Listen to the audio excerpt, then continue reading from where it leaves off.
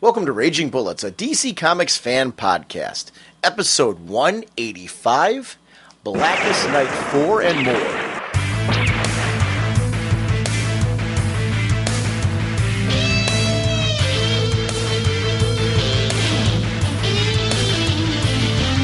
Welcome to Raging Bullets. I'm Sean Whalen, drnorge on the comic forums, and I'm joined as always by my co-host Jim. Mike Grell gets the Watish Award for most creative use of body part placement to hide an exposed breast during his recent artistic work in Warlord 7 and 8. So says the sensei of the whatnot, Segulin, and the Duke of You-Know. How's it going, eh? Dude, have you been reading Warlord? Oh, God, yeah. Fantastic book. I mean, it's one of those books, Jonah Hex fills a certain place in my reading library, and Warlord does that too. It's, I've read a ton of superhero books for the month. It's great to read something that has a little sword and sorcery kind of element to it. Skartaris is a very unique world, and I love that. Well, Warlord was on my cutting block. It was going to be one of those titles I was thinking about getting rid of. We had the first launch, and it kind of didn't sit well with me. I'm like, okay, it was okay. I wasn't hooked into it. This one, the issue started building because I had so much reading I was doing that I really just couldn't get to it. And I was like, okay, let me get through this stack, and I'll make the decision whether I'm going to cut this or not. And as soon as I read through that issue, I was like, okay, as soon as I read through the last issue, I had stockpiled. I'm like, I have to keep reading that. This is a great title. And when the most recent issue came out, it wasn't the first book I grabbed, but it definitely was read that first night. So it's up there in the stack because I was like, I got to see where this is going. I want to continue on with the story. You and I are ditto in the same spot. It isn't my first book I read, but it's definitely up there in my upper echelon of the stack. Because I grab like a short stack of books, 10 or so, of books that I really want to read first in the course of the week. Falls into that category. It's one of those ones that are up there that I've got to read Warlord. I want to see what's going on with him. Mike Grell's been doing the writing and art chores on 7 and 8, and it's been stunning. He's been the writer ongoing since the start of the relaunch, but to see him do the artwork, woo. There's this girl who loses part of her top in the early parts of issue 7. Grell never makes any adjustment to her costume because the intense events don't allow it. And we find out later some clues as to who she is, but if there's ever a moment where an artist becomes like a boxer, it's this bob and weave that Grell does in the artwork to avoid exposing anything, but still keeping her movements fluid in a way that makes sense for the scene and the action that's surrounding them, because she's not deliberately trying to cover anything up. It just happens to be her hands over here, or this is over there, or her arms over this way, or happens to be up in this direction. And it's so totally, none of it looks awkward, which is the whole thing where I thought it was hysterical when I was looking at the artwork, because I read the story of Warlord first, like I usually do, and then I go back and enjoy the artwork. And I found this so entertaining. Now, aside from that, there's this really sharp dynamic fight sequence throughout the story in issue 8 that gives us some insight into the kind of man Morgan is, where in the middle of battle, you can see why he's built loyal friends. They come across the statue of gods of Atlantis, and there's this deep religious discussion that starts. It starts off a little silly, but then it gets really deep. These guys are joking around at first, but then it really becomes, when they ask Morgan, he brings it down to ground level and talks about what his beliefs are and how they're in there. It also leads to this cool debate over why some men need war. I don't want to spoil too much there, but there's a ton of action, and it sets the tone for many of the beliefs of the world. So I wanted to give this book some props, as I'm just having a lot of fun with it. The events in 7 and 8 are a great jumping on point. So if you're thinking to yourself, hey, I want to kind of try this out, try out issue 7. I would recommend trying 7 and 8 together, though, because it's a 2-part story. It's contained, so you can really read that. And even if you don't like Warlord, you can say to yourself, okay, I've got a complete story out of 7 and 8. But I'd recommend, like I said, reading them together. There's this ending bit involving the girl that we're talking about, where we're like, what really happened there? That's thrown in, that leaves you thinking after you're done reading. Skartaris and the Warlord all the way. Because that part, did it leave you like that too? Where you're like, did that happen? Did it not? What is real? What is not real? What are we going to see later on? Yeah. This was definitely setting up a future story arc. I don't think it's going to be the next story arc. But it's going to be down the line. Or a theme that kind of comes all the way through, where you wonder.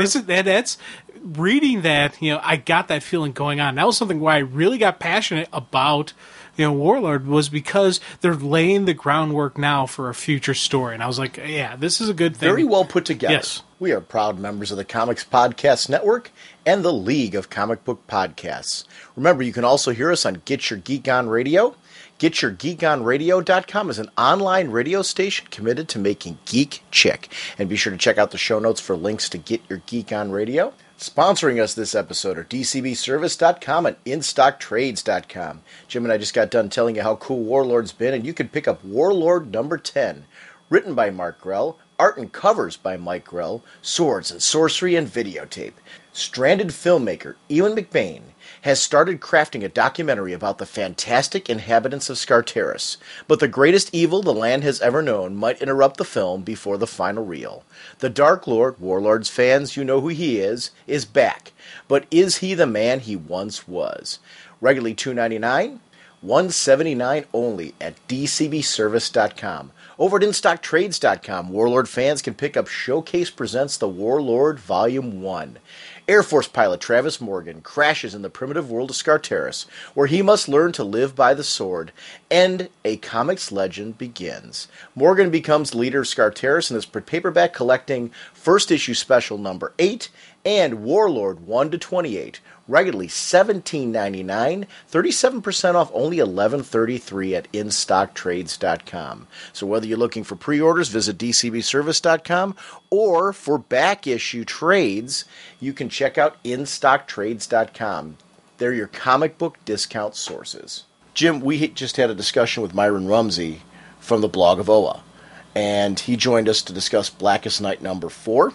And we had an in-depth discussion on Blackest Night Titans number 3. We not only talked about those issues, but also Myron brought a lot of the history of characters that are in those issues and really expanded our background understanding of just how long this has been in DC history and how much of Green Lantern history was pulled into this event. I really enjoyed that aspect of this discussion. It was so in-depth that we're actually going to do 2 parts to this. So our next episode is also going to be Blackest Night. We are going to continue with our discussion of the Green Lantern issue and talk a little bit more about Green Lantern Corps, because we do discuss the most recent Green Lantern Corps issue on this episode as well. So check the show notes. There's 3 books that we talk in depth about. We also talk about some of the things that have appeared recently on the DC blog.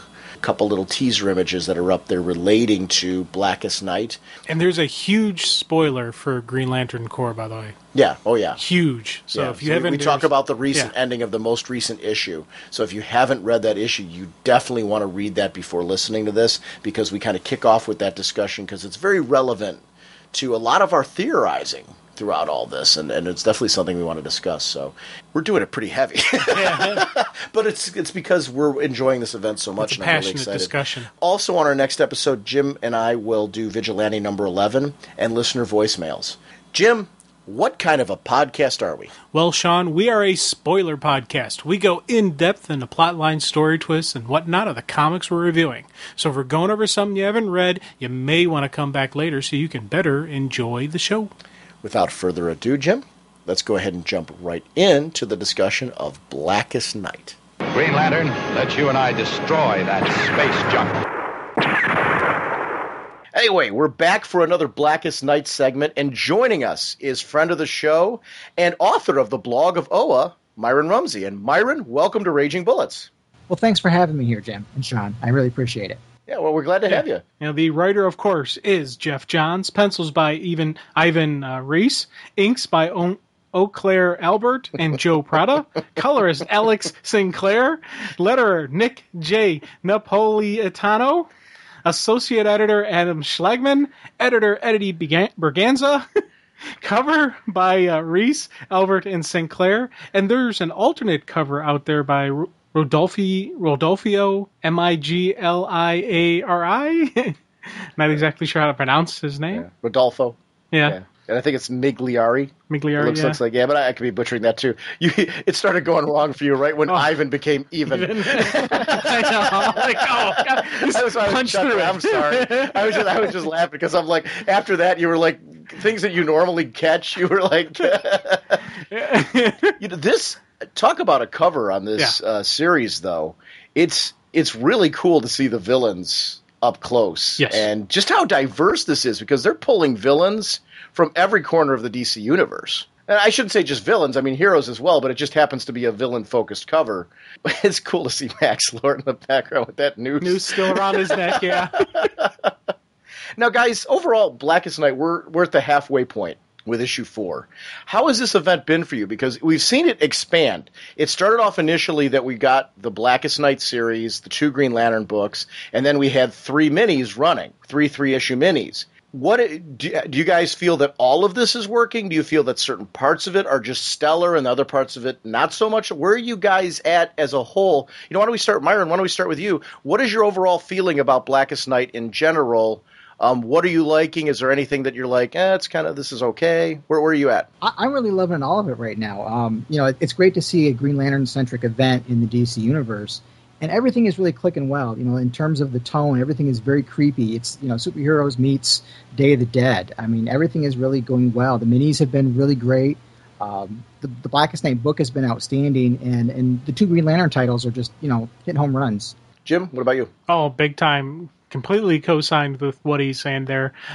Really, really loving this. And it's funny because a lot of times when you get events like this, the financial side of me will be like, oh, I can't believe we're buying more. This one, the fan, the person who enjoys reading comic books has just laid the smackdown on the business side of me, saying, you just sit down, be quiet, because this is worth every penny that you're throwing into getting all of the stuff. I'm looking forward to the hardbound trades coming out. I'm hoping they do like an absolute version. I'm already planning the future sales that they're going to do just so I can have this thing. We'll jump back to what you just said in a second, because that's interesting, because I'd like to hear how you would want it collected. But one of the interesting things for me is I love how this is crafted, and I think, with big universe events, the big question becomes, do we need to pick up all of these issues of every book that has a Blackest Night label? And the answer is no. For instance, Doom Patrol, the issue that just came out of Doom Patrol. I love Doom Patrol. I'm enjoying Doom Patrol. I'm reading Doom Patrol, and I'm glad that this is going to get some additional notice, hopefully, too, how great a book Doom Patrol is. But the cool thing about that issue was it is really, you can read that as a independent Doom Patrol issue, where it just happens that because Blackest Night's going on, all of a sudden people rise in Doom Patrol, and yet you could also read it as a part of the Blackest Night event, and it adds a more universe feel to the whole thing. Or you don't have to read it at all, because the book, the actual miniseries Blackest Night, is not dependent on the events in Doom Patrol. I prefer events that are crafted this way, where for me it's cool. I'm reading these books anyway. I love feeling like this has a whole universe feel. This is cool. The 3 minis, the Blackest Night Batman, Blackest Night Titans, Blackest Night Superman, they tell how Blackest Night is affecting their worlds. And I just read on the DC blog that Red Robin is now going to reference, just quickly, so we know point-wise where this took place, events that happened in Blackest Night Batman. So we're going to, kind of see that bleeding over into those books as far as at least some acknowledgement time frame-wise, which I really like. But the cool thing is they add clues. Like Blackest Night Titans, I really want to talk about this through our discussion at some point, because I thought there was a major clue to how certain heroes' powers and where their powers come from affect their relationship and interactions with the Black Lanterns. And that was something to me that I loved having the clue there, but yet at the same time I didn't feel like if I didn't read that, I'm missing something in the main series. And I think it's a nice way to honor both sides of fans, because if you're really liking the event, I want to pick up everything, and you're right, the financial end of it goes out the window. But I have a lot more respect for when writers and editors get creative about the way that they make those series interact and make you feel like you're getting something larger when you read those books, yet you don't have to. So a guy on a budget can say, I can read just the Blackest Night mini. You really could get away just reading the Blackest Night mini. Oh, definitely. I think that's one of the great things that DC was true to their word, is that they kind of said you didn't have to buy any of the minis to follow the main story. And I thought it was kind of neat that throughout the Blackest Night miniseries so far, you've seen little odes to the minis, so you kind of see where they fit in without really relying on what goes on in those minis to drive the main story. And that to me is, I think that's really important, because just because something has a label tacked on it, I think it's important that you put that label on it, because that fan that wants to get everything Blackest Night, where they're like, no, give me every little tidbit because I'm enjoying that, can grab it. Yeah. But then you don't have to, because I think if you aren't reading Green Lantern and Green Lantern Corps, you could get away with just reading the mini. And there's enough. The mini has a complete contained story within there, because Green Lantern and Green Lantern Corps really are just telling how it affects their direct universes and characters and things like that as well. So like a Batman fan could really read Blackest Night and Blackest Night Batman and continue on with their Batman books, and they've got the whole picture of how Batman's affected by Blackest Night. If they're not a Green Lantern reader, they don't really have to. But yet, this could be maybe their launching point to reading Green Lantern. Who knows? I like that. That to me is, you should be able to customize how you read that. The amount of effort that it must have taken to plan this so that it would come out that way is just, very impressive. Yeah, because I've never felt like when I was reading any of those minis that I had to read them in any order. Like when the books came out, I literally looked at the cover, and the one that looked the most interesting to me at the time, and obviously I'm a Batman fanatic, so on the Batman week, I would jump at the Batman book first. But I've got to say one thing about this event. I get the huge stack of comics that come out each week, and when I prioritize like my first 5 to 10 books, the Blackest Night ones are always in there. Everything with a Blackest Night label or a tie-in, because I'm so digging this story and just following it that I'm like a sponge. I want to get every little tidbit, every little detail. So I don't feel like any of it is a chore to read. It's just like, give me more. They can't put these issues out fast enough for me. Oh, definitely. It's funny, as you're talking, I'm just nodding my head going, yes, because it's, this has been just what I want to see in an event. You got to give, credit where credit's due. It's hugely Jeff Johns, of course, but you got to throw props to the editing staff on this one. The editors are they got to be doing some wrangling and, some, stuff dealing with all these other writers, plus also the other writers writing these minis are have a definite connection. If not, I don't know what type of communication was going on between them, or if there's any edicts or how they're doing it, but there's definitely communication amongst the different creative teams. You can tell just by the way the issues are flowing, the way they're presenting their little clues, little tidbits, and that in the series you see the clues and the tidbits. I haven't noticed anywhere the one would come before the actual in the main series. Well, it's got to be Jeff Johns has got to be, and the editors associated with it have got to be in communication with everybody, as far as when you're talking about the main minis, especially because those minis do feel very much a part of this event. Yeah. Even though, like we said, you can read them independently, they do feel like they're echoing events that are happening there. They're leading out clues. Batman, the ending of that, we talked about the Mr. Freeze thing. That's something where that's a major clue as far as what a weakness of the Black Lanterns, or at least a way to put up a shield of some sort to protect yourself. Big risk of dying there, but but those are the type of things I am eating up, not just in the minis, but in single issues and things like that explore Blackest Night, is that you get little clues. You get things that make you think beyond any Blackest Night reading. Like when I put the books down, I'll think about this series and try to get my head around what is really going on here and what the overall goals are and what that's going to – and that's the sign of a great series, trying to figure out further limitations of the villain and, how the heroes can possibly mount a serious offensive. And that's been the underlining. This for me, one of the things I really love about this series is it does not look like the heroes are going to win this one, and I love the fact that the odds are just stacked overwhelmingly against them, and it keeps getting worse as this is progressing. Something bad has happened, but something worse is coming, and I love that feeling of dread, anticipation. It's a horror film, in print. It's just this great, building up the suspense. You got the da-da-da-da-da kind of music going on in the back of my head as I'm reading this. And I love just the way this is flowing through. This has been just a great just build up to something nasty, and while it's building, there's still this high energy going on. So it's not like a slow build, it's a hot and heavy build, but it hasn't reached a peak yet. It hasn't had the epic moments. Now, let me ask you guys this, because this is a question, it's something that I'm wondering about, and it really is kind of, what are your speculation as far as how this will end? If a heart's been taken and that person dies via that method, are they dead and we aren't going to see them again? I mean, in the sense, at the end of this series, do you think those people will all remain dead? Is it going to be possible to save some of them? Do you guys have any speculation on that? Because I'll tell you mine, since I'm throwing out the question. My speculation is at this point that there's going to be a way to at least save some of them, because they're killing an awful lot.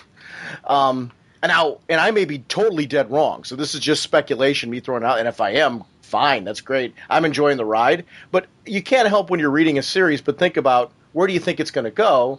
And, maybe next issue I'll read something that'll maybe completely change my mind, or even, in some of the minier tie-ins. But that's where I'm at right now. I'm thinking that not necessarily either all of these characters are going to remain dead, or we might see somebody return from the other side on some level on this. But where are you guys at? Myron, what are you thinking that dead is dead, or...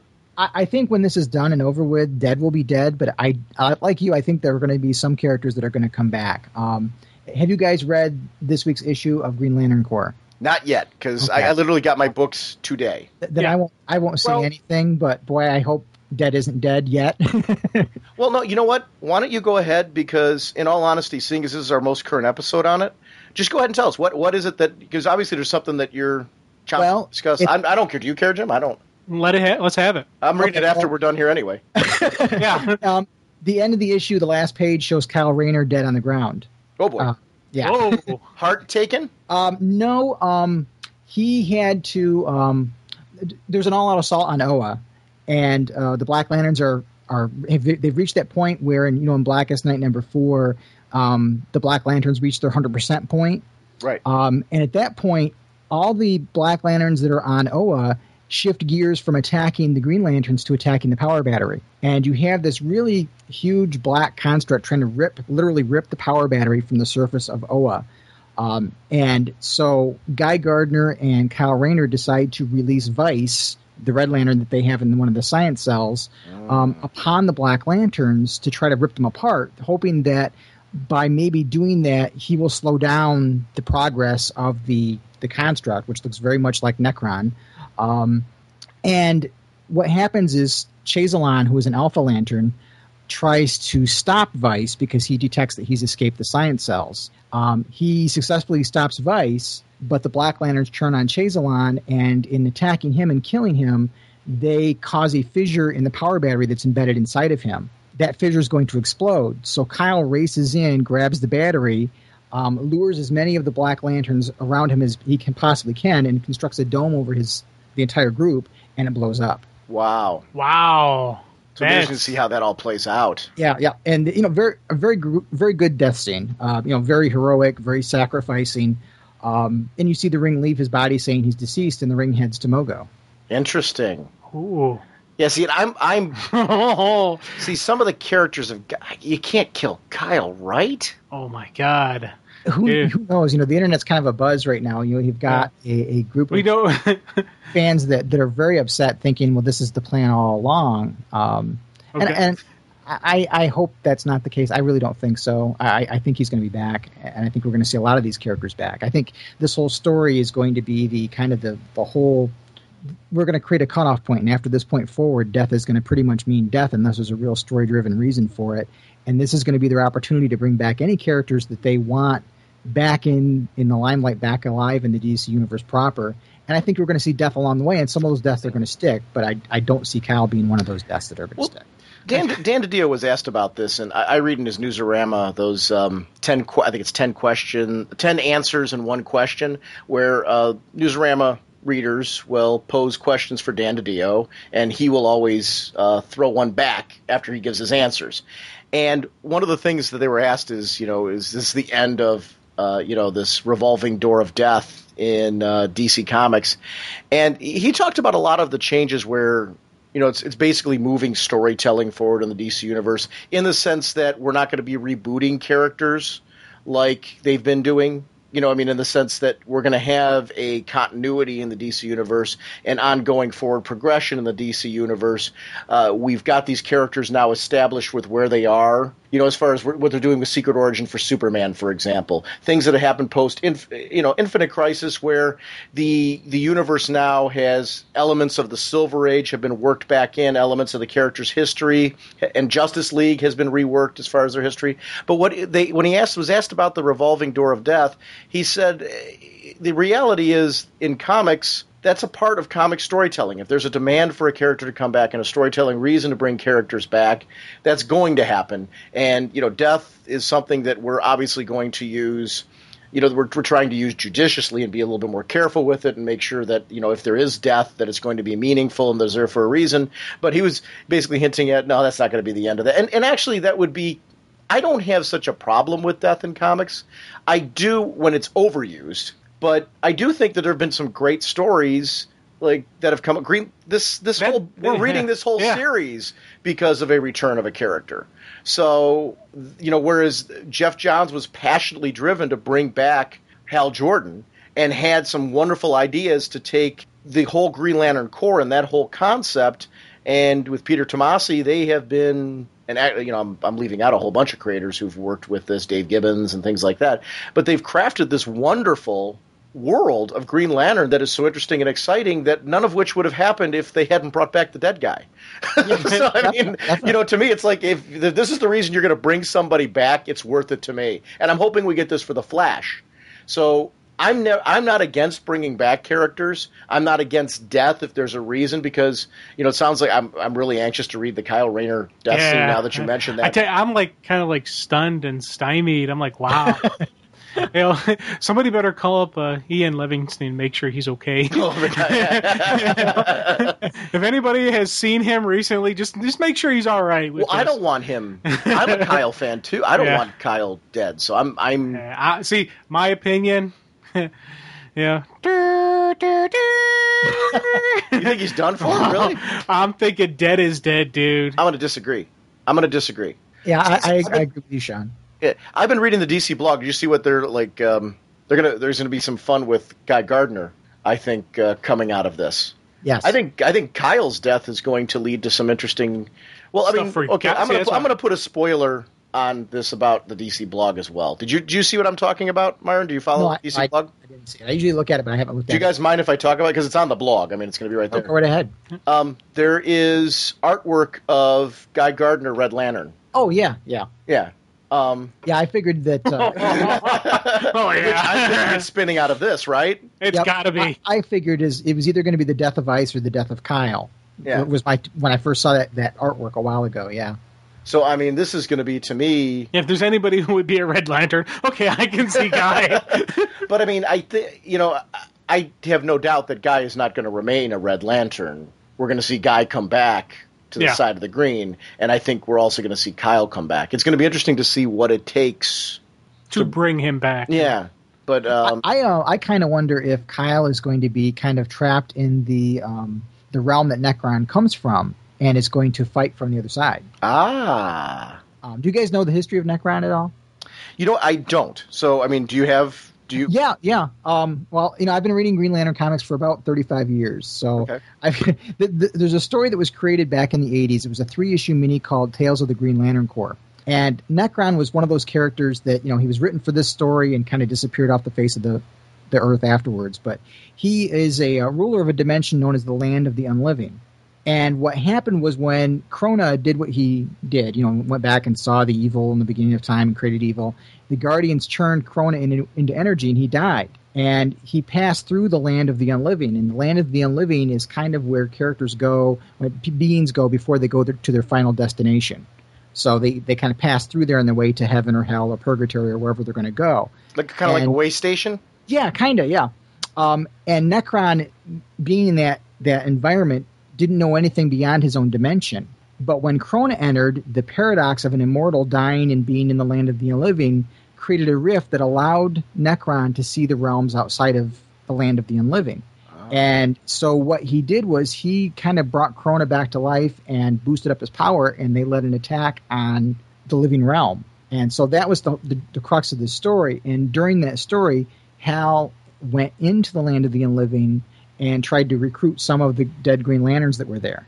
So I kind of wonder if Kyle, because Kyle's also been there during his run, there was a Necron story. I kind of wonder if Kyle, from that side, is going to help recruit some people to come and help fight against the Black Lanterns. And using his knowledge of the realm already. Wow. You know what? Which could then be his re-entry point into his realm. Yeah, that could be a good story to bringing him back in. So I'm going to... I'm all the more convinced now that Kyle's not done for. I'm now, I'm not going to stick a fork in him. I don't think he's done yet. I'm going to take out the fork and I'm going to use my spoon. Or spork. Yeah. How is that better? I don't know, dude. I'd rather... Did you ever watch Robin Hood? Yeah, you'd rather get poked with a fork than a spoon? Why a spoon, cousin? Because it would hurt more. Well, that's when you carve out the heart. What are you going to do with the spoon? I'm poking him. With a spoon? Yeah, so it's not going to hurt as much. Okay. I'm using Nerf. I don't want it to hurt at all because I want Kyle back. So once again, I wish this was a video podcast just so people can see the goofy look you're giving me. Like, what the hell are you babbling about now? It's outstanding. Before we jump into the Blackest Night #4 issue, you brought up something you said about collecting this. Oh, yeah. To me, I would collect it. To me, it makes sense to collect each individual mini as their own collection, like Blackest Night Batman. So that way people maybe who are enjoying the miniseries and can go back and say, hey, you know what? I'm really digging this. I would love to see what happened in some of these minis that I missed. I don't know how else you would collect this, because the main series, it seems like it would be collected together, perhaps with the Green Lantern Corps issues, although I don't know that you necessarily need that either, because all those stories are pretty contained. I actually have been thinking about this, because I figured you may well, I usually question do. it. You usually do. Yeah. So I would like to see, a hardcover of all the individual stuff. So you have the hardcover Your Blackest Night, hardcover Blackest Night Titans, all those things hardcover. Then do absolute format where you do everything. You do absolute Blackest Night. How many issues that would be? They would have to do multiple volumes. It had wheels on it.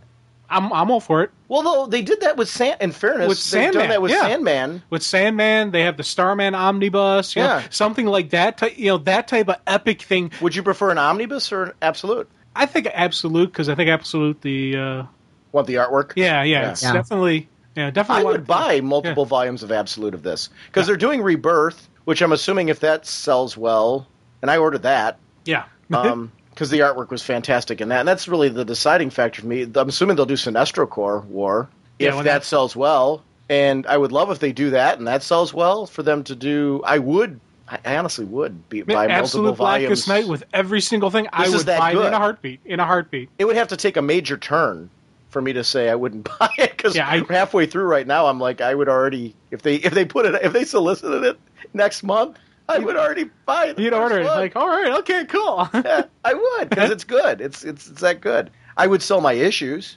to fund it. But see, I probably would keep my issues, and I'd have the hardcovers, the individual hardcovers, and the absolute. I'd have it all. Yeah. See, Yeah. See, to me, I would read the absolutes from then on in, though. Yeah. So, I don't know. I say that though, and I've got multiple. Yeah. Of various series, so I don't.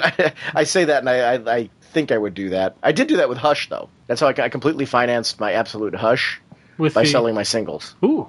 Yeah. So, but I don't know. Be curious to see. Let's talk about issue 4 because this series is, like I said, the cover was breathtaking. But let's talk about what's going on with the Flash. I know. Well, I tell you, that's something I really dig. Barry is somebody I'm really loving in this series. This is getting me excited for the Flash series. Probably as much, if not more so, than Flash Rebirth. And as I said before, it doesn't look like the heroes are going to win. It looks like not only are things bad, it's going to get worse. And this opening was just great, the way they showed the chaos of battle by flip-flopping back and forth. Boom, boom, boom, boom, boom. You have the one panel where you got a couple panels of Black Hand walking through the cemetery in Coast City past the graves of the Jordans. Then you got another panel where you have Flash, Mira and Adam, basically holding the line against waves of undead villains and heroes and whatnot. And I just you see that constant chaos and anarchy going on. Then you see the creepiness of Black Hand in that cemetery, knowing,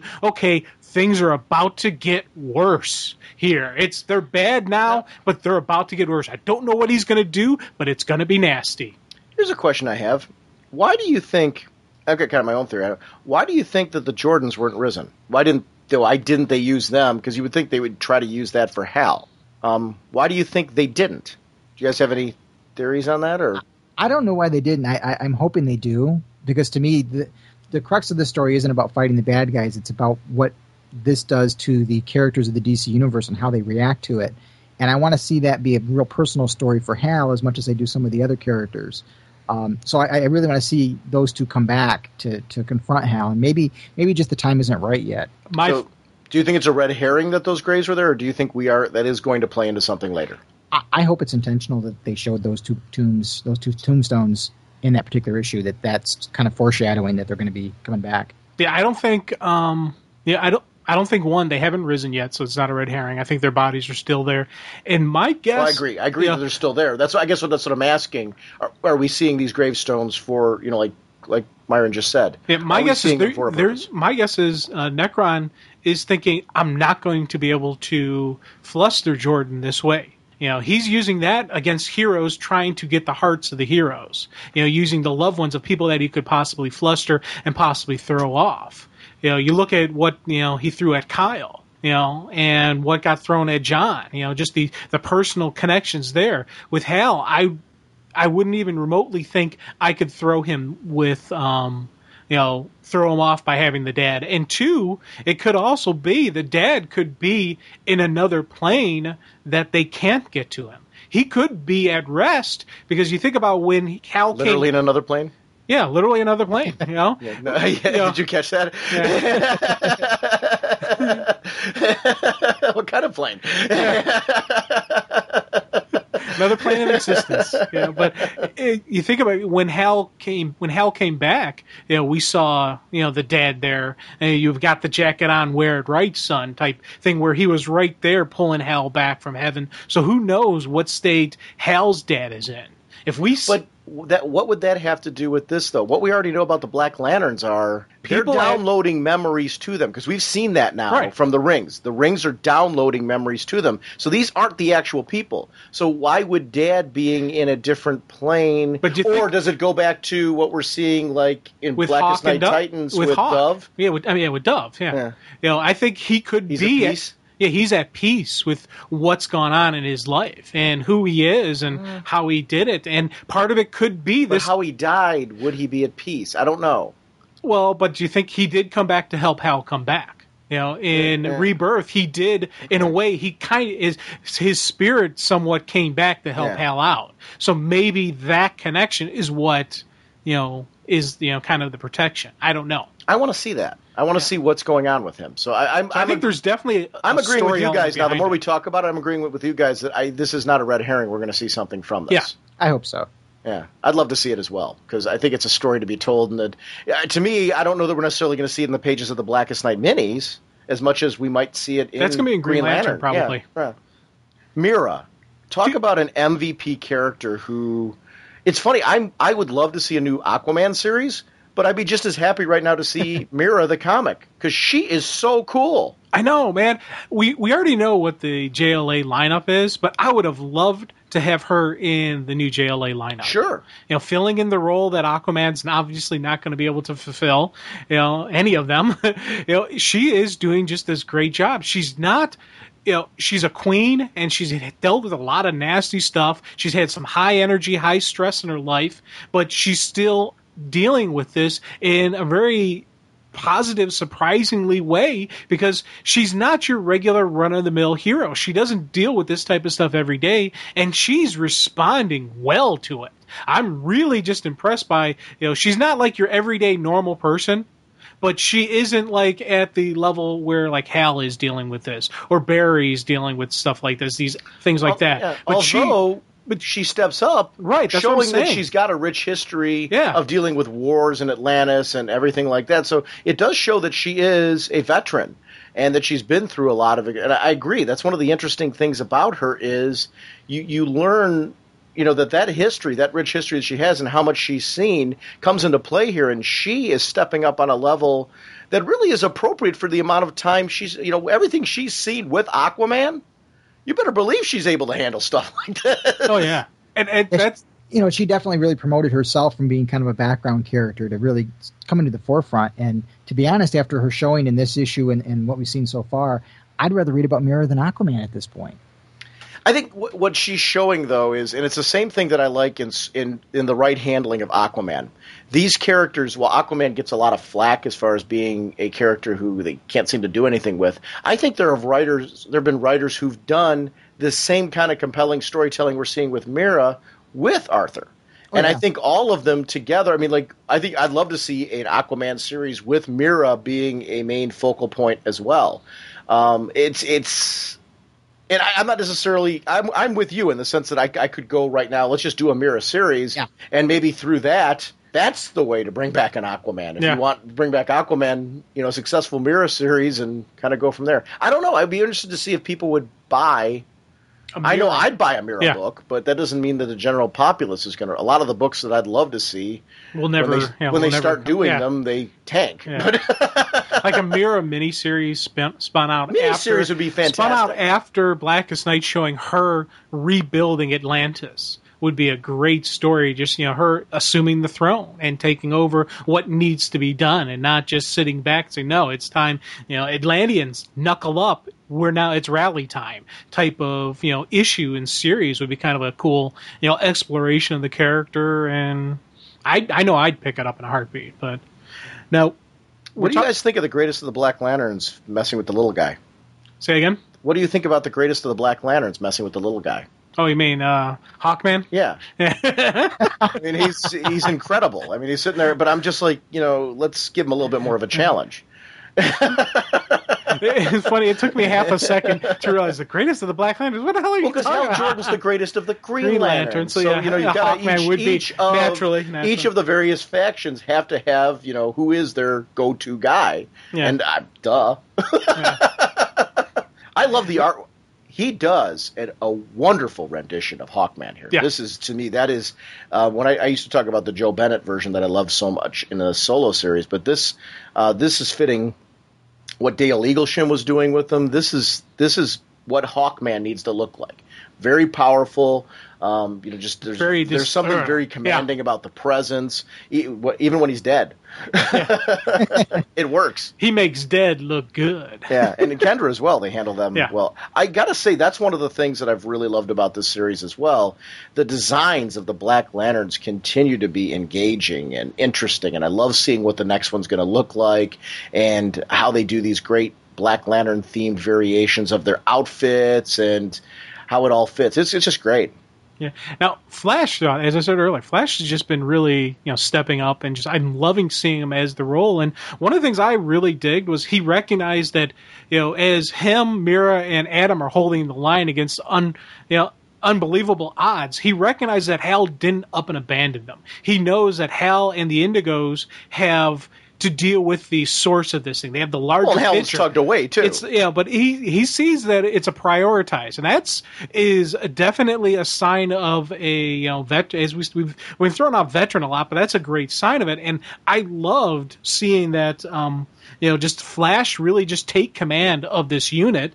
And it was funny when he's like, when he asked, where is Firestorm? And the speak of the devil and the devil shall appear. In comes the dead Firestorm. I loved just that 2-page spread of him coming in. You see all the odds that are just unbelievably against these people. And I'm just thinking, first thought that popped in my head, I'm like, dude, run like heck. Get out of there now. This is time for a tactical retreat. I forgot that Jason was in there. Like when I was reading this the first time through, I forgot that he was in there. I loved how that was played out. Yes. Like Firestorm was really compelling in this. It was great to see Ronnie and Jason both combating for control.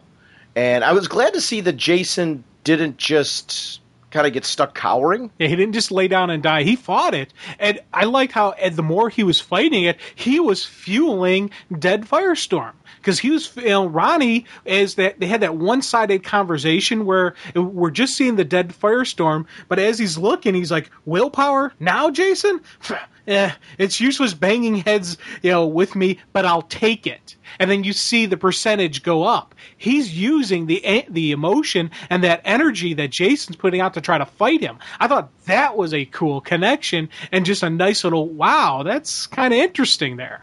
Yeah, that's another great costume, the Black Lantern Firestorm outfit.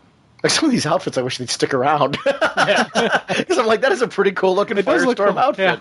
Yeah. It's interesting. Barry, I got to agree with you, has been one of those.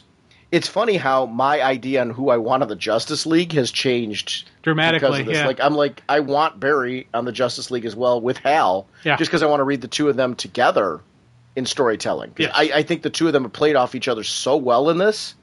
And I do love seeing that, not even just that Barry understands, but the trust he has in Hal is very apparent here. He knows that. Yeah, his buddy's going to do what he's going to do. Right. It's, this is prioritizing of the attack. Hal can do a blow to the source, to the big bad.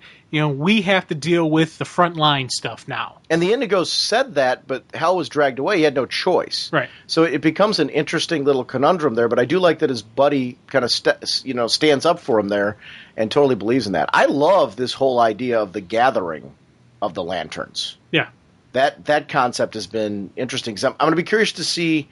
I'm just as interested in seeing not only how it plays out into this series, but what the universe looks like for lanterns in general of all the Corps post this series. Because I think that is, at first I was wondering if this was going to be the series that was going to, when they announced it, this is going to be the series that ends the War of the Light, ends there being different Lantern Corps.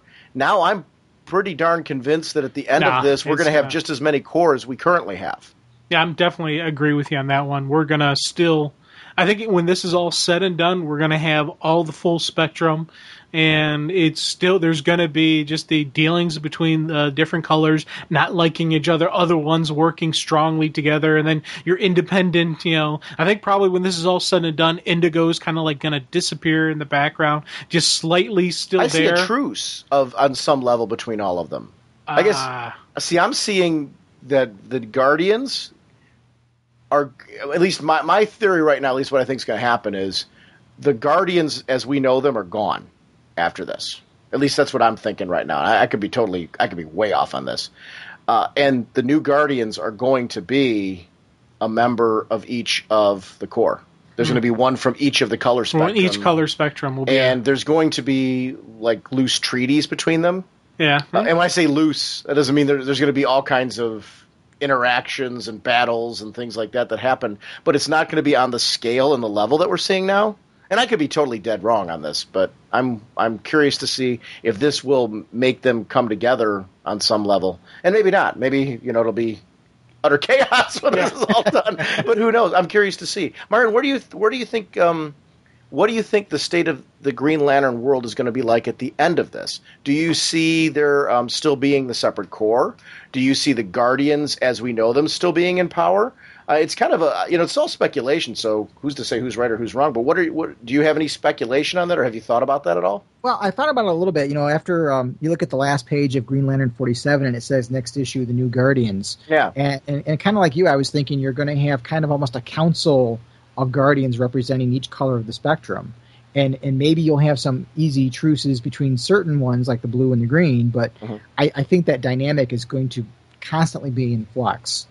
I don't think this is definitely not the end of the different colors. I think this is just the beginning. I see like a United Nations kind of thing coming out of them. Yeah. Where I'm not saying that there's going to be peace. I'm saying there's going to be uneasy alliances. There's going to be political debates. There's going to be infractions and battles and there'll be stuff with the and out and out disagreements and even wars between certain colors maybe, but not this huge War of the Light that we're seeing now. It's going to be more. I don't know. It's going to be I think United Nations was a good analogy, maybe. Yes. That's more of what I'm thinking of. Yeah, especially when he said council, I'm like, that is exactly kind of what I'm thinking is going to be coming out of this.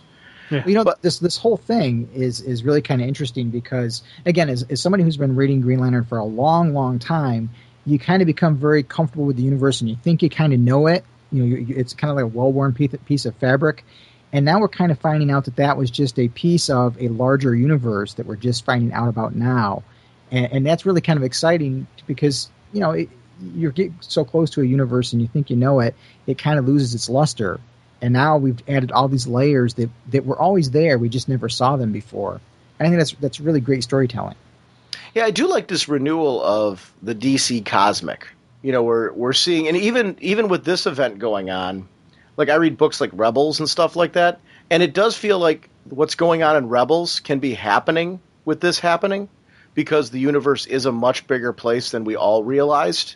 And I love that concept. And that there, even with let's take it beyond those two series, that there's even more going on that we're not aware of that aren't even being written on the page. And that's the kind of scope and scale that you want to feel with the universe. There's infinite amounts of universes, galaxies, things like that out there, and it does open up possibilities that, as there's further expansion, that even races that we've currently seen now are aware of races that we have not seen on the printed page because of their proximity to them versus ours.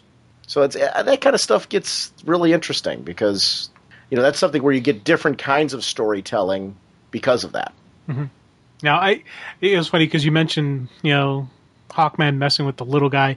Adam, for me, has just been, this issue especially, I'm really just seeing, we're seeing the Adam come back, and once again, I am more excited to see some Ray Palmer stories. I was always a Ryan Choi, because that's my Adam. Well, now I'm seeing the original, like, okay, he's got some cool stuff, and I loved, they got their back up against the wall, they know it's time for a tactical retreat, so he's like, okay, it's a last-ditch effort, I've never tried it with this many people, but I've been tinkering with my belt. Hold on, 911. I love that. The shrinking everyone down. You run through the phone line, but this time it's the three of them pulling them all out together. He could have very easily grabbed Mira and and have Flash outrun them, but he didn't need to do that. You keep the three together. You keep everyone together. No man left behind. I thought that was just a cool usage of a retreat. So I just want to talk about Firestorm for 1 second. I know I'm jumping back just a little bit. In the artwork, I want to commend the artwork on when Jason was coming forth, there was a visual change in the face. Yes. That I really liked. It wasn't like you were seeing Jason's full-blown features, but you saw echoes of Jason interwoven in the Black Lantern version. So you get to see that there was his coming forward was having a physical change. It was more his Firestorm that was coming through at that point. It almost seemed like the outfit, and it definitely, his outfit gained color. Yeah, it's a very faint level, but you see that there's color level into that where Jason's Firestorm is coming forward. He is taking control for that period of time, but it's a tentative control. It's a tormented control. And I loved that. That was visually, and then it washes out again when Ronnie retakes control. It becomes black and white again. So I loved that kind of physical change, not just in the actual pencil art, which was fabulous, but also in the color work. That was very well handled. It was very subtle. It was still washed out, but there was a color tone in there, and that was something that I'm like, wow, that was really a cool way to. I'm a Firestorm fan. I love Jason. I loved his series. I loved Ronnie, and to see that handled in this way, and that's one of the keys, I think, to Blackest Night as well. No matter which characters you're a fan of, they are really being handled, whether they're alive or dead or somewhere in between.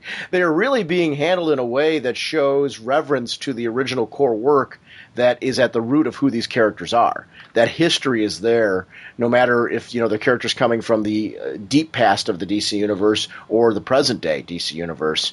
It all is meshing and blending well because they're being handled to really what is the best qualities of each of these characters. Even when Aquaman bursts through the wall there, Mira, what have you been doing behind my back? I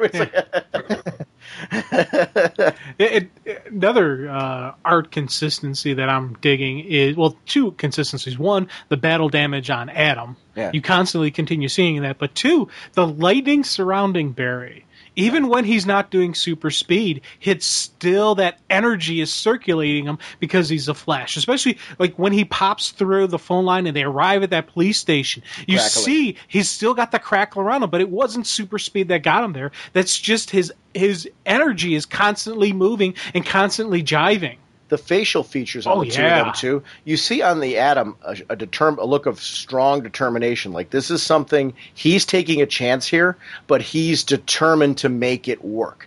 That's a very heroic pose, a very heroic way to handle it. But you see the shock and surprise off of both Mira and Barry, as this is something they have not gone through.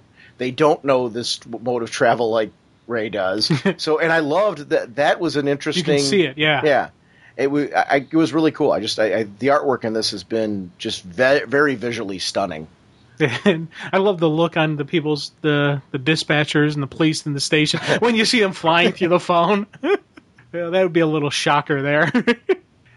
This was a bit I ate up. Gotham City. Oh God, I loved this bit. This was, and it was funny because I was laughing, when I first saw him. Like, what are they gonna? Because I'm like, they're not gonna kill off Scarecrow, and there is no fear, there is no emotion from this guy, and I loved seeing the fact that we have this Azrael going around just tearing people apart, just ripping them out through fear, but he doesn't go after Scarecrow because Scarecrow's not afraid of him. He's not afraid of anything but Batman. So I thought that was a neat twist. And then another add-on to, if you don't have the emotional outpouring, they either don't see you or they don't deal with you or they're not interested in you. There's been a couple different zombie movies and maybe some zombie books that I've read where humans have been able to blend in to the zombies by like covering themselves with zombie gook so they smell like a zombie. And if they move slowly, they can blend in. For me, Scarecrow is covered in zombie gook. He blends in with the background. There is no outward emotional response to draw the attention of the Black Lantern. And I thought that was another telling thing about what they see, what they do. They did get something from the Scarecrow, though. I got to disagree with you here. This is funny. I loved how this bit went. It's very minute what they got from the Scarecrow. Because when Azrael's kicking off, it's 95.44%. When he goes over to go to the Scarecrow, you have this great dialogue here. I want to feel the terror, but I'm immune to it, you see. I used my fear gas. One too many times. And Azrael does this, rawr, which I thought was a riot, because it was some classic horror film where you just start chuckling. But I love how the Scarecrow in this bit's very washed out. I scare people, but nothing can scare me. He's as washed out as they are. Yeah. And then he comes back with nothing but the Batman. Now, I don't know if the 0.01% came from him saying nothing but the Batman, where that recognition gave that 0.1 to them, or that IE that we got in the background, that could have been from somebody else. But they got a 0.01 from something. I took it that was Azrael gutting another person. Did you? And that's their scream of death. Because I would have thought that their scream of death would have generated a little bit more power than that. But it was interesting.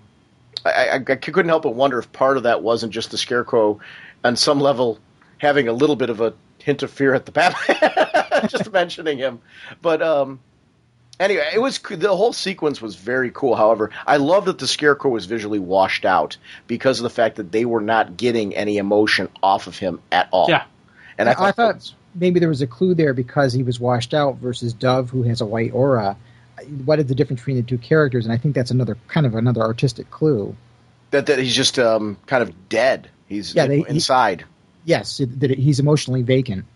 Yeah, kind of like what we saw when Dick and Damian froze themselves. Dick and Tim. Oh, I'm sorry, it was Dick and Tim. That's right. Damian was the one that brought the that sent him by glider. Right. Yeah. It's the removing of the emotional thing, pulling yourself out of the emotional spectrum, which it makes him probably like blind, kind of like Predator, Schwarzenegger in Predator, when he was covered in mud. It was masking his heat signature. That's how I kind of see it, where he doesn't make them invisible, but it kind of masks who they are, where they are. Ice is the new mud? Yeah. Metropolis, Lex Luthor. Oh my God! Talk about a page that was very well done. Yeah, this was definitely one of those things where, I was eating it up. I loved seeing Lex like this. There was a combination, that great just dialogue between him and Calculator, because Calculator calls him Lex and Mr. Luthor Calculator, and it's just that nice kind of putting him in his place. But I don't take it as that he really was doing that to put Calculator in his place. That was him masking his own fear. Lex has, killed hundreds, if not millions on millions of people. If the dead are rising, he's in trouble, and he knows it. And he even admitted that to Calculator, that, hey, if the dead is actually coming back, I got to take care of number one. I got to take care of myself. We're not on the same team.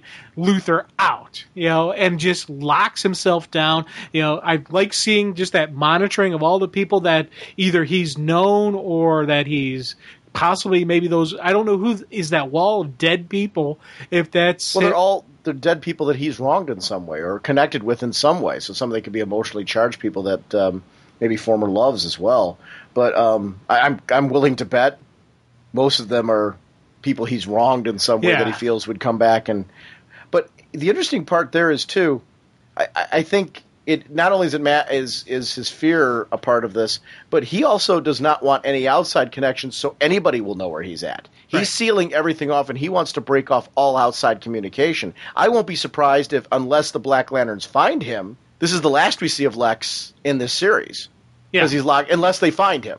If they find him, then we'll see lots of Lex. But and I don't think they're going to find Lex. I think he's locked away, and I think this is going to be the one appearance of Lex. Very well written. What do you think the significance is of the page with Lex there? Do you think it's just to give us an idea of what Lex is doing so we know where he is, or do you think that this is going to come into something else later on? I was thinking this was just probably a let you know what's going on, not a... I don't think this is a clue for some future event with Lex Luthor. This is kind of, I think, explaining where he is. He's such a powerful and just character in the DCU. You can't just have him not appear. You can't have him not make an appearance in some way, shape, or form, because that wouldn't make sense. Where's Lex Luthor? Why didn't he do something? He stepped up with Final Crisis, and he's the constant champion of the human race, so why wouldn't he do this? Well, right now we're seeing why. Lex knows that if I make myself out there, if I put myself out there, I'm going to have millions of undead rising up coming after me. I'm not taking the chance. I'm locking myself in my bunker. I got my super suit right there. I'm ready to power up and throw down if I have to. It is interesting also, though. It shows that the nature of the society has changed, which is something hasn't been addressed in the DCU right now. Is what is the status of the society now? Because they were a force that was looking out for themselves as a way to deal with the heroes. They were like, let's band together and, we'll take action and charge because of this. Right now, we're not going to take the wrongs that have been done to us anymore by the heroes.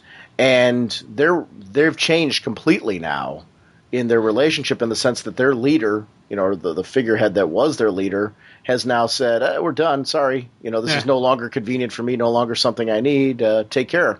Well, they're going old school villains, where it's not we're not a team. Well, I can see them teaming up and banding together again, too, because relationships between villains is a relationship of convenience. Yeah. There is no real loyalty there. It's a matter of financially and... what's good for me right now. Yeah, not just financially, it's also for protection and things like that. If it's convenient, we'll do it. If it's if there's something that I can gain from it. I love Flash in the police station. I was sitting there reading and rereading those sections. I was hoorahing on a lot of stuff when you just see the veteran. He's there, he's popping out, and I was like, there's no Superman, there's no Batman, there's no Wonder Woman out there. So you need that person to step up. You need the person to knuckle up and do the job that needs to be done. And I love that. And I especially loved his interaction with the police, because he's sitting there like, oh, what? The police are panicky. What do? Keep calm. Tell everyone to stay indoors. The Justice League is dealing with this. I loved him throwing that out there, just because you got to give these people hope. You got to give these people just that, take away their fear. Try to calm everybody down. Even though there technically really isn't a Justice League, he is now the Justice League. Right there. Those three people are now the Justice League. That's Superman, Wonder Woman, and the Flash right there. And I was like, Justice League together initially, though. If you go back to the history of the Justice League, and Barry was a part of the initial formation of the Justice League, what brought them together was banding together against a threat, a unifying threat that brought them together. So it's essentially, you guys are here. You are our Superman. They reformed it. And I ate that up. I thought that was just a cool nod to, as you said, just the original forming wasn't just this planned out thing. This was, okay, it's gut check time, guys. We got an issue here. It's time for us to throw down. It also shows that he's a true veteran in all this. And I loved, even as it continues on, when they talk about if you're Superman and I'm Wonder Woman, what does that make him? The Flash. Yeah. I dug that. Barry's very cool in this. I know. And he gave a great pep talk to Ray. Ray is doing great for, all the issues he's had, and he's really coming back as the Atom. But there was a little bit of doubt slipping in. Barry didn't let that happen. He's like, no. You can't be small about this. You gotta grow up with this. You gotta deal with this right now. And I thought that was a cool thing, where it wasn't a cut down thing, but it was that, hey, he didn't treat him with kid gloves. It was, this isn't a time for this. You got a job to do. I'm gonna spread the word. You guys get to Alan Scott. We need another Green Lantern out here. We know they can do damage to these things. And I thought that was a really cool division of the power set. His interaction with Mira here was incredible. Oh, yeah. Arthur is gone. My son. Now Garth. I have nothing to fight for anymore, Flash. For you, it's easy to find something. You belong here. You're not an outsider. Are you kidding me, Mira? Do you have any idea how frustrating it is to slow down and even have this conversation? Or any, for that matter. You both must feel like outsiders right now, but let me tell you something. The Justice League is made of outsiders. The only one of us who didn't worry about fitting in was Hal. He let the rest of the world fit in around him. Just those bits, just where you're sitting there saying, I can connect with you. I get it. I'm with you on this. But this is what we're made of. This is what bands us together. We have a common thread here. And I get you. And at those moments when you are at that, you want some validation that someone's understanding you. They're not, because he could have thrown them under the bus there and just, told them they were dead wrong. He didn't do that. He connected with them and said, but at the same time, he said, but you can get past this. It's more than this. You are more than this. It's, I get you. I understand you. You're right to feel that way. But hey, we're all here for this. Let's pull that. Let's let that pull us together. Let's make that our common thread. That is cool. That's a way to inspire people. I loved those moments because it felt very real to me. I was geeking out over it. Oh, yeah, definitely. And this is definitely right here a sign not of a reluctant leader. He's definitely, jumped into the role both feet and just taking command of the situation. I love that. So you're saying you think if Superman were standing here right now, he would not be doing the same thing? Is that what you're saying to me? I'm not saying anything. You couldn't see Superman doing this? Yeah, I think Barry's the kind of guy that would let Superman talk first. Yes, I think so too. Yeah. It is good though to see Barry here, and I'm actually, let's throw that out the window, because at the moment, the cool thing about seeing Barry here is you get to really see what an icon he is, not only to us as readers, but to the other heroes. And I guarantee you, if Hal was standing here right now, you would see what an icon Hal is to the other heroes as well. And there is something, these are characters who are a part of the upper echelon. I love the DCU hierarchy. I think that's cool. It feels very real. That some of these heroes would all be looking up to these guys as, the ones that they look up to and they want to be. But I love that Barry brings the humanity back into it. Yeah. That is his role. And he handles that in a way that Hal would have handled it in a different way. Oh, definitely Hal would have handled it in a different way. And here's the thing. I'm eating this stuff up. I understand where Barry's coming from. And I know I'm getting this. I'm understanding where Mira is coming from. These are I don't have a long history with these people. I have almost no history with Mira, and I have very little with Barry, and I'm understanding what they're doing, why they're doing it. I'm eating it up. I'm like, yes, this. And there's a couple times I'm like, man, that's classic Barry Allen. I'm like, wait, how can I say that? I don't know what classic Barry Allen is, but I can tell just the way this is flowing. This is second nature for this guy, and I loved I was really getting into it. Now, yeah, that's, actually you make an excellent point there, though. A lot of times people are afraid that comics have become this thing where it's so hard for people to jump onto them. I remember as a kid when I read new series of a comic, you jumped in the middle of an arc or something like that, and you'd pick up the book. I didn't know who half the characters were. I'm going to use I know I throw out the Uncanny X-Men references a lot, but the first time I read a Claremont Uncanny X-Men, I had no clue who any of these people were. I had no connection to them. I hadn't seen them on television. I didn't know who they were. I had no idea. I just saw the cover. It looked particularly interesting. I picked that up. I read the issue. And by the end of it, I didn't know everything. I didn't have the rich history with them that you're talking about right now, Jim. And that's a great example you're making. But the issue was crafted so well that I understood what the dynamic was in the team relationship, who the people were, how they interacted with each other, what made one guy, Wolverine at that time was very much the outsider who, raised some cane, but then you'd see the soft side of him periodically where he would, you'd see him get down to the level he needed to emotionally for somebody in a way that you didn't expect for the character, and that's what made him cool. This is a great example of that, where in a good series that's well written, you can get to know the characters through the events. You may not know everything. There may be you don't know every little layer. The story, there might be elements of the story that's confusing because you don't have the history. Case in point, if you don't know every Black Lantern that's popping out of the woodwork in this, the question is, do you need to? Well, sure, does it add a layer if you do? Yeah, I mean, let's not lie. That is interesting. I mean, that's exciting for me to see people popping out of the ground. To see Azrael in that bit with the Scarecrow, for me, I read every issue of Azrael. I remember when Azrael was first introduced into the DC Universe. That's a character who I have a rich, strong relationship with. I love that character. So that was cool for me to see that moment. But I think that's equally compelling for people who don't know Azrael to see the Scarecrow then. Maybe that was their focus because they're more familiar. He's a more common character because he's been in the Batman films. So I think that scene will read very differently for somebody else, but yet still have that coolness factor for them, and they get to know a little bit about Azrael in that same bit. It's cool. That's what I think. I love when you were talking about how these characters are now people you know a little bit more. That's a sign of good writing. Oh, definitely. And the thing is, any disaster, any battle, any combat, any type of major event or in history, going, past, present, future, the key is communication. I love how they constantly throughout the series, we've seen the communication. In the Bat titles, there was with Barbara Gordon where she knew as soon as she could get away, she was going to, use the Oracle connections. With this, when Barry's running around telling all the different heroes what's going on, keeping people in line, telling them the strengths and weaknesses of the Black Lanterns.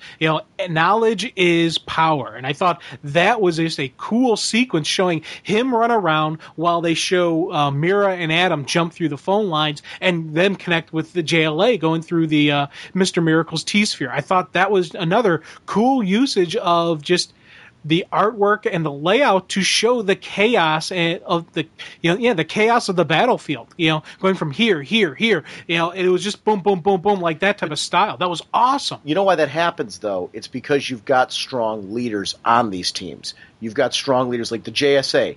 They are a team that these heroes know. You can rely on these guys. They are going to add something to it. There are people there who are experts that have been around for ages that are going to help us. And Barry, when he comes on the scene, you need somebody in chaos. You need somebody to take charge. You need somebody who's going to start telling you what's what, and let's organize this. Even if it's just the little slap to the face that we saw here with Adam and Mira of connecting with them. Those are these are great moments where you get to see these kind of things, and then we see them travel again using the Adam's travel methods, which are just awesome. And the running through the T-Sphere, Mr. Miracle's T-Sphere. One, great idea, because Mr. Miracle, odds are, is going to be right by Alan Scott. Two, that was just a great, pop through the T-Sphere. I chuckled when, Ray offered, the JLA will reimburse you for that T-Sphere there. Sorry about that. But also the turbulence. Yeah. You know, that was where Mira has. I loved that there was a different reaction from Mira on that reentry, so to speak, than you had the last time when they went through the 911 call. It's, and seeing just the dead freedom fighters. Yeah, and that was something, because you mentioned how with, if you don't know the Black Lanterns, it took me a couple read-throughs to realize exactly who the JSA was fighting. Because I'm like, wait, okay, that's a dead, okay, this is the freedom fighters. Oh, okay, yeah, that's cool. There is that connection between, Damage and, Atom Smasher and all of them with that team. I'm like, okay, yeah, this would make sense seeing this team come after them. So and same thing when we do the Titans issue. There was a couple of the dead Titans. I'm like, who is that? No, I know that's a dead Titan, but I'm not sure who it is. So but even not knowing who they were, I still was enjoying what I was reading, because it's, as I said, it's high action throughout this issue. Some beautifully crafted fight sequences where we're jumping around. We're showing the Wonder Woman throwing down, which I was like, yes, okay, I want to see some, a little bit more Wonder Woman tie-ins. I want to see how she's dealing with this. So I like seeing her pop right there, a little bit of her. So that got me excited for her mini. Yeah, because my guess is the end of her mini, we're going to see the connection right to this moment, probably. Or this scene will be some midway through her or something. We're going to see a definite connection timeline. I don't see this being the end of it. No. I see this being maybe portion somewhere in that mini. Right. What's interesting to me, and see, that's that should be a mini. And the reason why is the big story that's being told in this would be derailed if you started taking, an issue to talk Wonder Woman. Right. Or spread it out even through multiple issues. We made this like a 12-issue miniseries and started fishing those things in there. The pacing is really going to be thrown off. Right. Because this is ba-bam, ba-bam, ba-bam, page after page after page of just intense happenings. We got Barry running around right now. This is the Flash. And that to look at determination on his face, and that's another great artwork sequence. I can't tell you how many times in this one I was like, wow. Just as far as the artwork goes, just seeing these wonderful sequences that visually told the drama that matched. Showing the super speed, showing the zip and the zoom, of Barry Allen. Yeah, I like seeing that. That was, as I said, communication's the key, and we're seeing it. And I was like, okay, this is some really groovy stuff. And I did chuckle with the, where he's telling him, keep your emotions in check. That means you, Ollie. Yeah. But even as he's doing it, though, the one thing I caught on my second read-through, as he's running through, he still helps two people right there with Ollie and Dinah. He still is the Flash. He still saves two innocent people, gets them out of harm's way as he's running through doing his communication thing. He's that good, that fast that he can do that type of stuff. He's used to operating at that speed. Yeah. Multitasking is what the Flash is all about. Yeah. This guy is the ultimate multitasker. He is never just doing one thing at a time. And it's great. I love seeing that element of him, too. But you're right. The emotions thing right now, you got to keep him in check, because otherwise we are feeding these things. And he would know that at this point. It's just awesome. Yeah. And then we get to see the Titans as well. Yeah, it's, once again. And notice the visual. That we know where this takes place, because notice the visual of Donna's face. Yeah. So that's, if you take a look at the close-up of her, she's already got the infection. And we see it in the Titans mini when Barry ran through. Yeah. At the end of that, there's that zip through where, Bart tells him what's going on. Now, I just want to comment on J.T. Krul, and I know we're going to talk about it, but that writer. Oh, yeah. He's coming over from Aspen, but the issues that he's done in the DCU, not just for that series, everything he's done where he's filled in on something in the DC Universe, something like that, I've really enjoyed his writing in the DC Universe so far. And he nailed Blackest Night Titans. Yeah, big time. The scene of Black Hand, and once again, in Coast City Cemetery, I loved his dialogue there. It's adding to the creep factor. You have this high energy, and then you go back to this thing. It's like, light is everything to them, especially in the end. But the tunnel of light they see leads to where they least expect the Guardian's ultimate lie. And it's just, that the build up, it's chugging, and it's, you have boom, boom, boom, boom, vroom, da da da kind of moments, and I was just like, oh, this is good. What was that? Da da da. That's a background theme. That's a background theme going through my head as I'm reading this. Why that theme? It's that you got that boom boom boom da da da da da da. The action going on, then you go zhung, zooms down to da da da da da da da. Kind of foreboding. I love your soundtrack for this. It's so not what mine is, but I love it. I can see it. It fits you. I'm not mocking you or anything. I think it's funny because I'm sitting here. I'm like, okay, I get where he's going with this, but it's like I was thinking to myself, I'm like, is that my soundtrack for this? Is that what I'm getting out of this? And we definitely have different music. Yeah, we definitely have different music tastes. But it is pacing wise. I agree with you. Yeah. So it is. The Black Hand scene is really kind of interesting because it kind of hints that there's some kind of big revelation, that something we don't know about yet that's going to play a key factor into this whole story. I want my Bruce. Yeah. Oh, you want the Bruce skull, or you want? I want the Bruce skull. Well, I want Bruce as well. Okay. I keep rubbing it till he came back. That Bruce skull would be a great pencil holder. It would be awesome, wouldn't it? Yeah. Where'd you stick him, in the nose? Yeah, the nose and the eyes, and yeah. I'd like it as a nightlight, maybe. You can flip the skull up, and the tongue could be a moistener for envelopes. Oh, there you go. Can you will me your skull, Jim? Sure. I'd love to have yours like on my. As long as it's you display it proudly. Go ahead. I was planning on having everything ashed. So I'll tell them. I would start dust everything. I would start off every podcast with your skull. Yeah, it's like dust everything but the head. The skull goes to Norge. I would still podcast. You got it, man. I would, because that'd be awesome to have you out there. It'd be like, I'd find some way to have the podcast start through your skull, like the way that they use the skull to release the rings. I don't know how comfortable I am with you having these plans. What you're going to do with my dead skull? I just started thinking, wait, hold on, that's my skull. I'd have the mixer wired in there or something like that. Yeah. There'd be microphones coming out of your eyes. I don't know about this, John. I'd have your jaw when you pull it open. It would be like the wood tish, and that would be how everything would turn on. Okay. I really have overthought this, haven't I? Yes, you have. Yeah. Yes, you have. I'm a little bit nervous there. Now, I had a soundtrack for that too. Speaking of music, the JSA is a team that I've loved. The JSA. So to see some of these characters who, growing up as a kid, the JLA JSA crossovers were something where just see that many heroes in a comic book, and that was my exposure to those heroes. I knew the JLA guys from Super Friends, but to see these heroes, the JSA guys, that's how I get Dr. Fate. I have fondness for Dr. Fate, the Sandman, these characters. Dr. Midnight. I loved the original Dr. Midnight. And I didn't know much about him other than that he was in these crossovers. He came from Earth 2, and these were heroes on that Earth that, they were around much longer because their world has progressed in a way that ours didn't. And I loved that part of the aspect of the multiverse. To see these characters coming back to life and brought back in there, and some of them being the freedom fighters that are hanging out with them as well. It was just stuff that, Black Condor and stuff like that coming through with this crew. I just ate all of that up. And then Alan Scott standing up. Yeah, and opening up his Green Lantern light. And how opening his ring up is different. Light. Yeah, this whole sequence was a really cool just usage of the powers, usage of the team, but I keep throwing out Chaos of the Battlefield.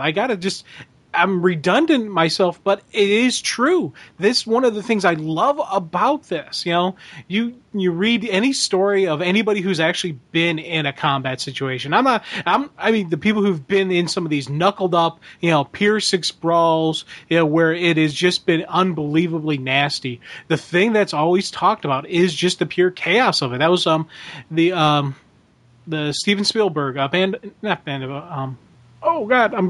drawing a blank. Oh. Steven Spielberg, World War II, D-Day. I know what movie I know what you're talking about. I don't know. I can't. Just the Normandy scene of that action of that sequence was just. It was one of those things where it was like, even they had the dirty camera just so you can see the splash, so you could get more into what was going on. And I'm drawing a blank on the movie. I'm kicking myself, but it's just that type of energy, that type of stuff. He is too. If this were a video podcast, you'd I know. He's very limber.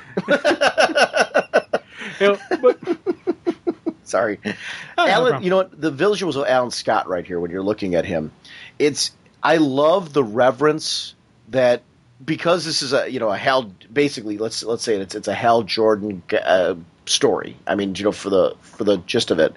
But I love the reverence to the older characters as well, the classic generation, the golden agers. Right here, Alan Scott, powers are different, and I love this, but here goes nothing, and Power Girl come back with, yeah, Alan, nothing. As he blankets everybody there. Very powerful moment. I love seeing the difference in visually what his power looks like when dealing with the Black Lanterns, and it added something to this. It just, it doesn't take any away. 2 panels that really show reverence to a very cool character, and it's a great way. The balance of camera time between different teams and different groups in this just really worked for me. And we see Sand make his appearance, or Sandman now, whatever you want to call him. Yeah. But he'll always be Sand to me. But I loved just seeing. Oh God, yeah. And it was just after Alan drops his bomb, Mira hits, pulls up the water and hits them with that, and you see this beginning with Adam and Damage. I was like, oh, okay, cool. You see Adam just working with Damage, just like, hey, you're trying to mask your fear with attitude.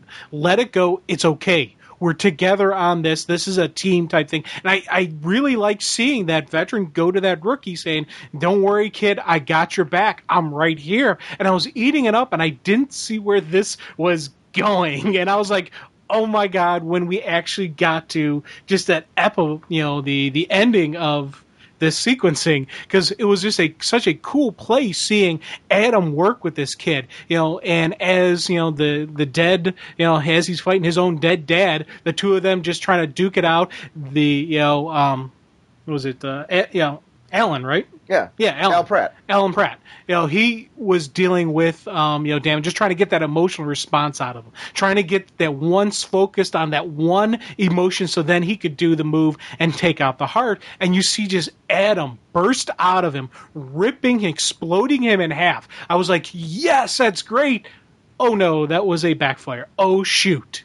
As you just see the fist punch right through Alan, punch right through Grant as he's got the heart right in the hand. That's what led it to 100%. Yeah, well, it was hope. And I love that because, seeing this great, hero bit by Adam, I'm going to help out this kid. I'm going to give him hope. Yes, you did. You focused him on one emotion, hope, which made him vulnerable to one of the Black Lanterns. And then, then to see who the Black Lantern is, I was like, oh my God, Jean Loring is back. I was glad to see her too in the Eclipso garb, because that was her last appearance, her last look before she died. Yeah.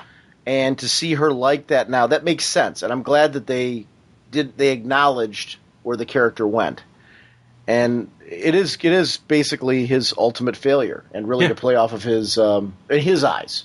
And it's huge. One, it's this is the point where goes to 100%. So whatever we are waiting for, we're now going to see it. But 2, it's just, I love the look on Ray's face. Just that, oh my God, I can't believe he now knows he's going to have to face his nightmare. Yeah. I thought it was really kind of a masterful stroke of irony, because the death of Jean Loring really set the tone for the DC universe for so long. So to have her be the one that brings the ultimate Blackest Night to the whole DC universe is really kind of ironic.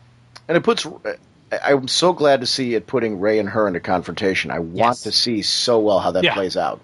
You kind of see it take the wind right out of Ray's sails. Yeah. I love that this all affects Flash as well. Flash is connected somehow. There's something, I don't know if it's the Speed Force or because he was dead and came back, but you think about it, when Jason was warning them in the beginning of the issue in the could it be his JLA, proximity to Coast City, though? I don't know if that was it, because remember, because he's literally right there. But when Jason was there, when Jason took control back over Firestorm, he said, run, Flash, they're after you. They're after all of you.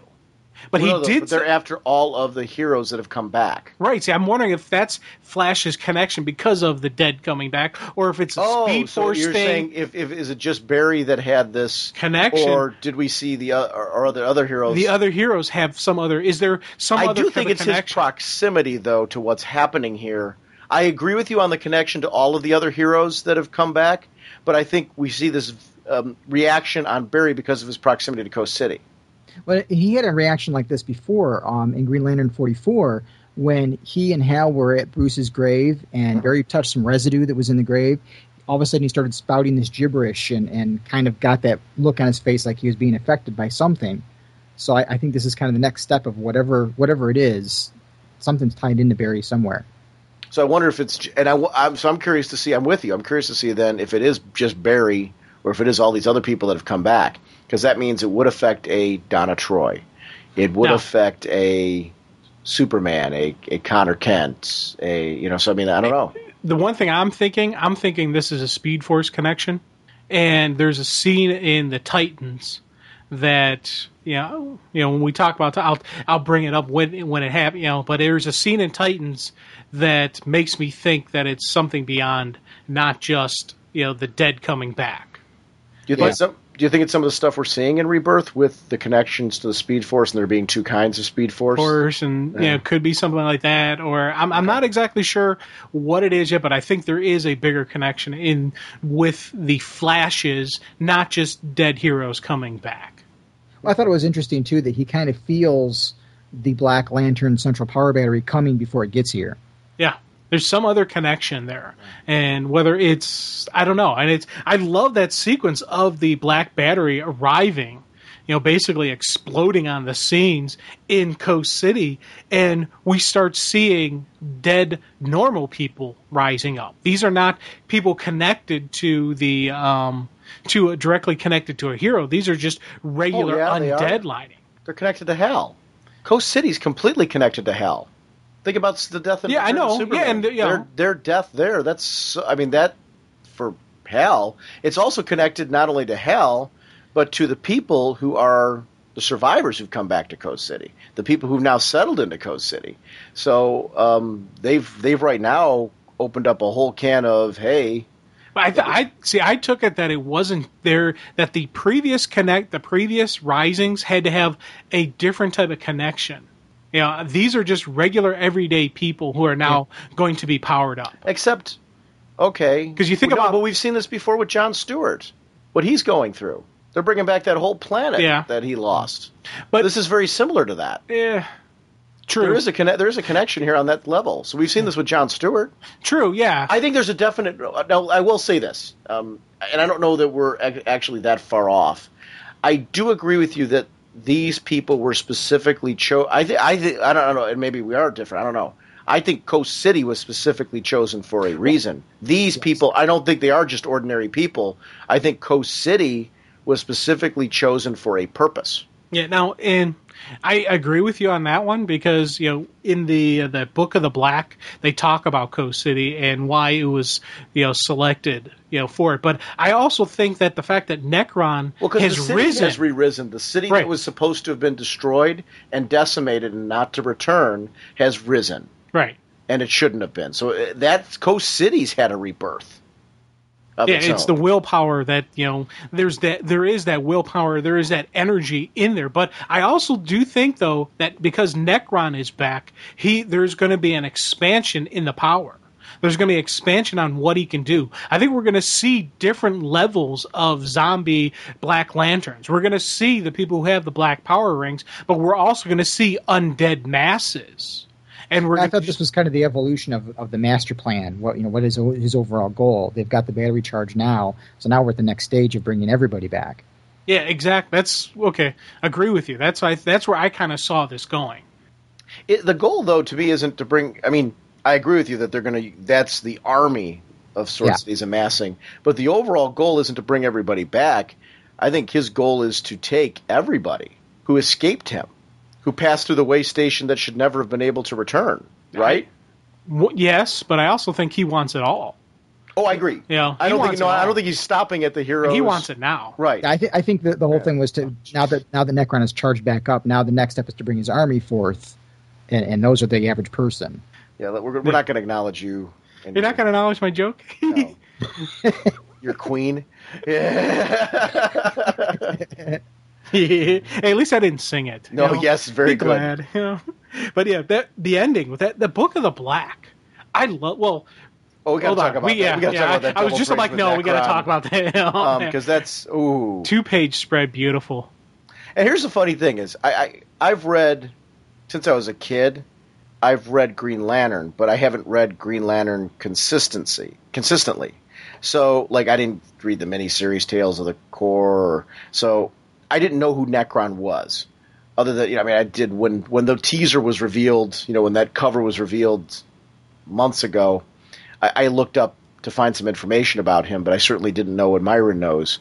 And that was very cool at the beginning of this to start with who is Necron and what is his history, because it actually only added, and especially with like things like Trinity that just came out, with Krona being a part of Trinity, and how this lore of the Green Lantern world has been brought back into the forefront of the DC universe and has been a major part of it lately. I thought it's so cool to see this character brought back and done in this way now. Interesting thing, I actually did read that Tales of the Green Lantern Corps. You did? Yeah. What happened was when I got back into this, I was I picked up all the Green Lantern stuff. I've been picked up the Green Lantern. You read it recently? Yeah. Okay. I just got re-released in trade, I think. Well, I actually bought it on and I have the trade. I did. Yeah. I did buy the trade. I haven't read it though. So it's a cool story. I bought the trade just because I'm like, I didn't read this. I'd love to read it. Yeah, but I forgot that Necron was really part of it, because I read it back when I really first got into this, got back into comics. I was, shopping online. I was like, "Ooh, what's this? Tales of the Green Lantern miniseries. Oh, let me pick that up." And I picked up the 3 issues, and I read it. I was like, "Oh, this is kind of neat." And when the Chrono came back in Trinity, I was like, "Yeah, I kind of remember him from that." But I really forgot about Necron. I'm like, wait a minute, that name is familiar. They started doing research, like, oh, hey, yeah. So I loved the pull-in from the past lore and just the history of the Corps. But we talked about just the Black Lantern versions of the costumes. I loved that look of Necron there. Just that is a villain that is a badass. I wouldn't mess with him. I'd be nervous. How different is this outfit than his original? His original, he really didn't have an outfit. He was just kind of more of a spiritual entity than anything else. Okay, so this is a physical manifestation of him. Yes, then. Yeah, it's very different. Okay, cool. The sickle is really nice. Yeah, very fitting. It was one of those things. I was like, yeah, this fits. This is the kind of nasty I want to be in charge of this thing. Am I the only one that wants a leather-bound, charred, papered Book of the Black? No, I would so love that. Yeah. Really, expand it. Put all of the ones that they're doing, but maybe an expanded version with, anything that maybe had been missed. But I love these. I would want the way that they're presenting it. The way it looks right here, like this. But I want the paper to be like fantasy novels do this a lot, where they've got the paper that's, unevenly distributed on the pages. Oh. This would be so great to be distributed like a fantasy novel is, with a leather-bound, where it feels like old. Yeah. You feel like you got a tome there. Talk about a geek collectible. I would buy that in an instant. In a heartbeat. That would be like a great companion piece to this. Yes. I'd put it next to my Bruce Wayne skull if they released that. I have a whole bunch of Blackest Night accessories that I want. The Bruce Wayne skull's at the top, but this is becoming quickly a number 2.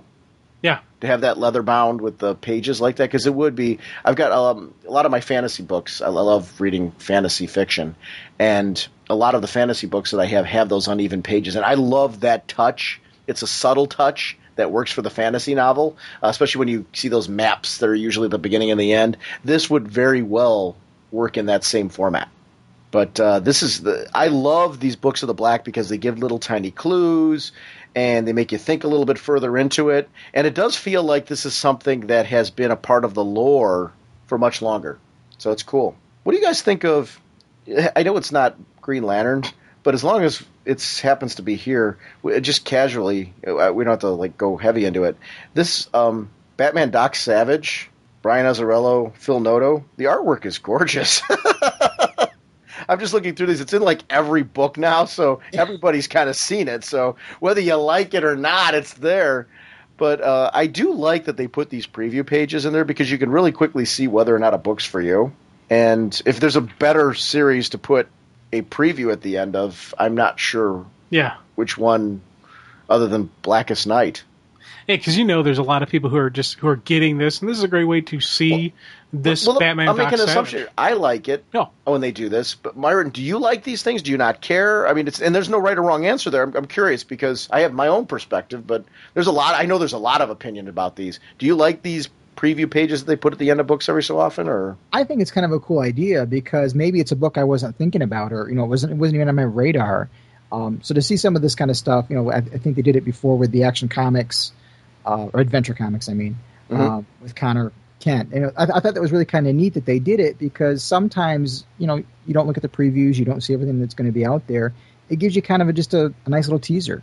And it can help you prioritize as far as like, okay, this is one that was, maybe one of many that I was considering, but I can only afford one of them. And you take a look at this and you can say right away, okay, this is my cup of tea or it's not. So, well, you think about the Magog preview. That was the thing where we were curious about it, but when we read that preview, we both were like, whoa, this is going to be something cool. Well, no, I'll be honest with you, Magog I was picking up because of the creative team. Yeah. I was not picking it up because I was interested in it. I was picking it up because I had faith in the creative team, so I'm like, all right, I'll pick this up for that reason. It wasn't until I read that preview that I was like, wow, I really want to read this now for the character. So these do work on that level, I think. And, I mean, you're not losing any page count having these, so that to me is a key for it as well. You filthy criminals. Our next discussion will be on Blackest Night Titans Issue, episode number... Blackest Night... Do you want to start that over again? Yes. Yeah. Our next segment will be on Blackest... Wait, hold on 1 second. I hate you. I really hate you. Blackest Night Titans number 3. The writer is J.T. Krull. Art by Ed Benes. Colored by Hi-Fi Design. Letterer Rob Clark. Cover by Ed Benes, Rob Hunter, and Rod Reese. Variant cover by George Perez. Because of all that now, I'm not going to edit any of that out. I know. Assistant editor Rex Ogle, associate editor Adam Schlegman, and editor Brian Cunningham and Eddie Berganza. Myron, before we started, before we jumped formally into this, we started out a tangent where you started talking about Necron and some of the histories of where this story came from. Can we jump back into talking about that? Because I thought it was incredibly interesting. I'm like, wait, let's jump back into recording to talk about that. Because you're talking about this story was not only from that Tales of the Green Lantern Corps, you mentioned another story that this came from as well. Yeah. A lot of the roots to the whole Blackest Night story come from a couple of different things that took place in the past. One was that 3-part Tales of the Green Lantern Corps from 1981, but part of the whole prophecy is based on a story that Alan Moore wrote in Tales of the Green Lantern Corps Annual number 2, from 1986, and it was a story called Tigers, and it was a retelling of how Abin Sur crash landed on Earth and why he was in a spaceship. And the story basically came down to Abin Sur was trying to find people who were stranded on a ship that had stranded and crashed on a planet.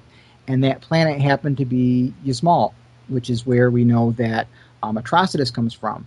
And when he gets down to the planet, he comes across the 5 inversions. And Atrocitus wasn't one of the 5 inversions they showed, but Quill, who you kind of saw in the recent issue of Green Lantern, he was one of the ones they showed and was really one of the prime movers and shakers of the story.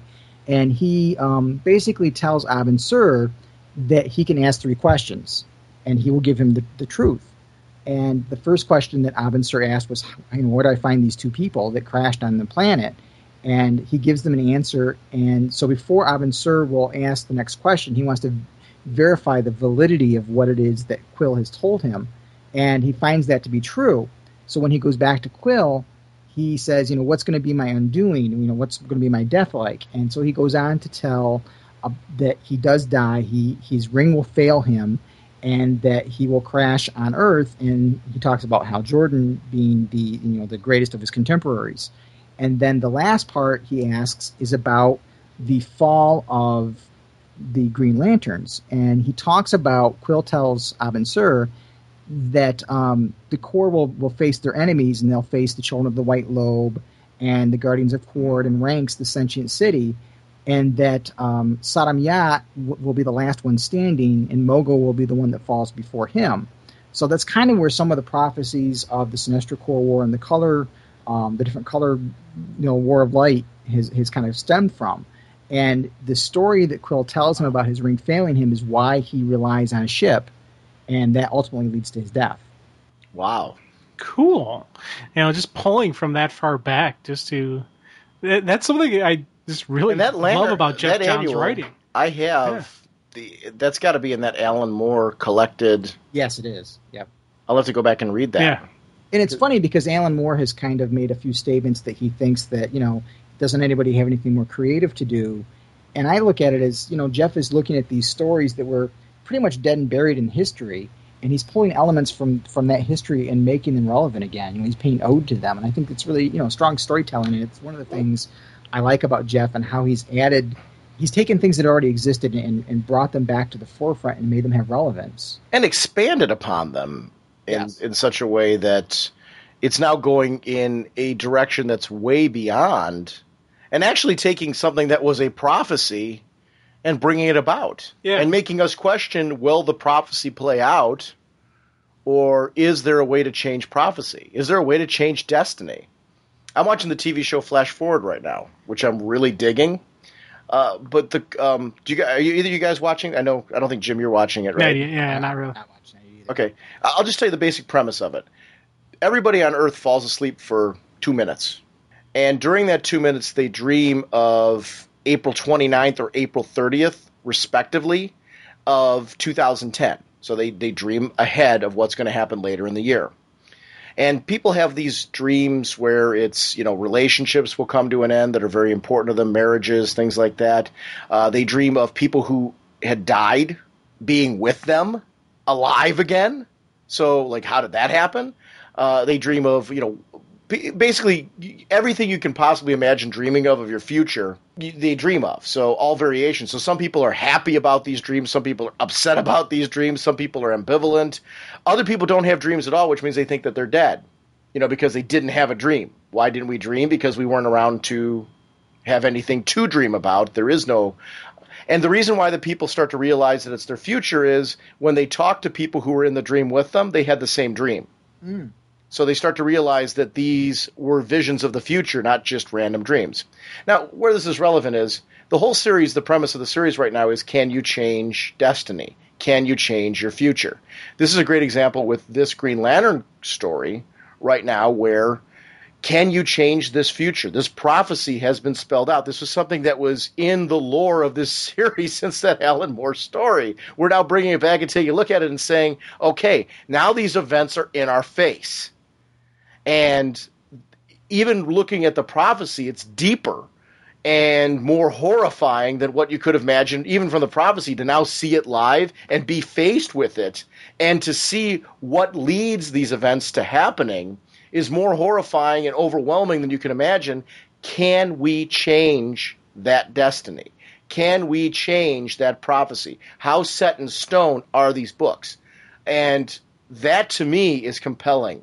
Because are we fated to that? Are these heroes fated to that? Or can you overcome? That type of stuff I get into. That's the kind of storytelling I like. That's why I mentioned that show. That's what I'm enjoying about that show right now. But I think it applies here in a different way. But it is that same kind of compelling race against destiny. I love films that explore things like your destiny and can you beat my density. Yeah. Very much so, yes. But I mean that's I get into that kind of stuff, and that's something that I do find engaging about this. And what was neat about that Tiger story is the fact that Quill reveals the prophecy causes it to come about. Because if he hadn't said that to Abin Sur, he never would have been flying in a ship in the first place. Right. So you cause the thing to happen by its self-fulfilling prophecy. Right. Yes. So I mean, this kind of stuff I get, and when you were talking through it, I was like, wow. The rich history of the Green Lantern universe and seeing that brought in, I think that's one of the strengths of Jeff Johns as a writer is he's a fan. And he looks back at the history and he brings that stuff in and makes it, like you said, not even just making it relevant, you expand upon it then. You don't just take it verbatim, you add to the lore. Yeah.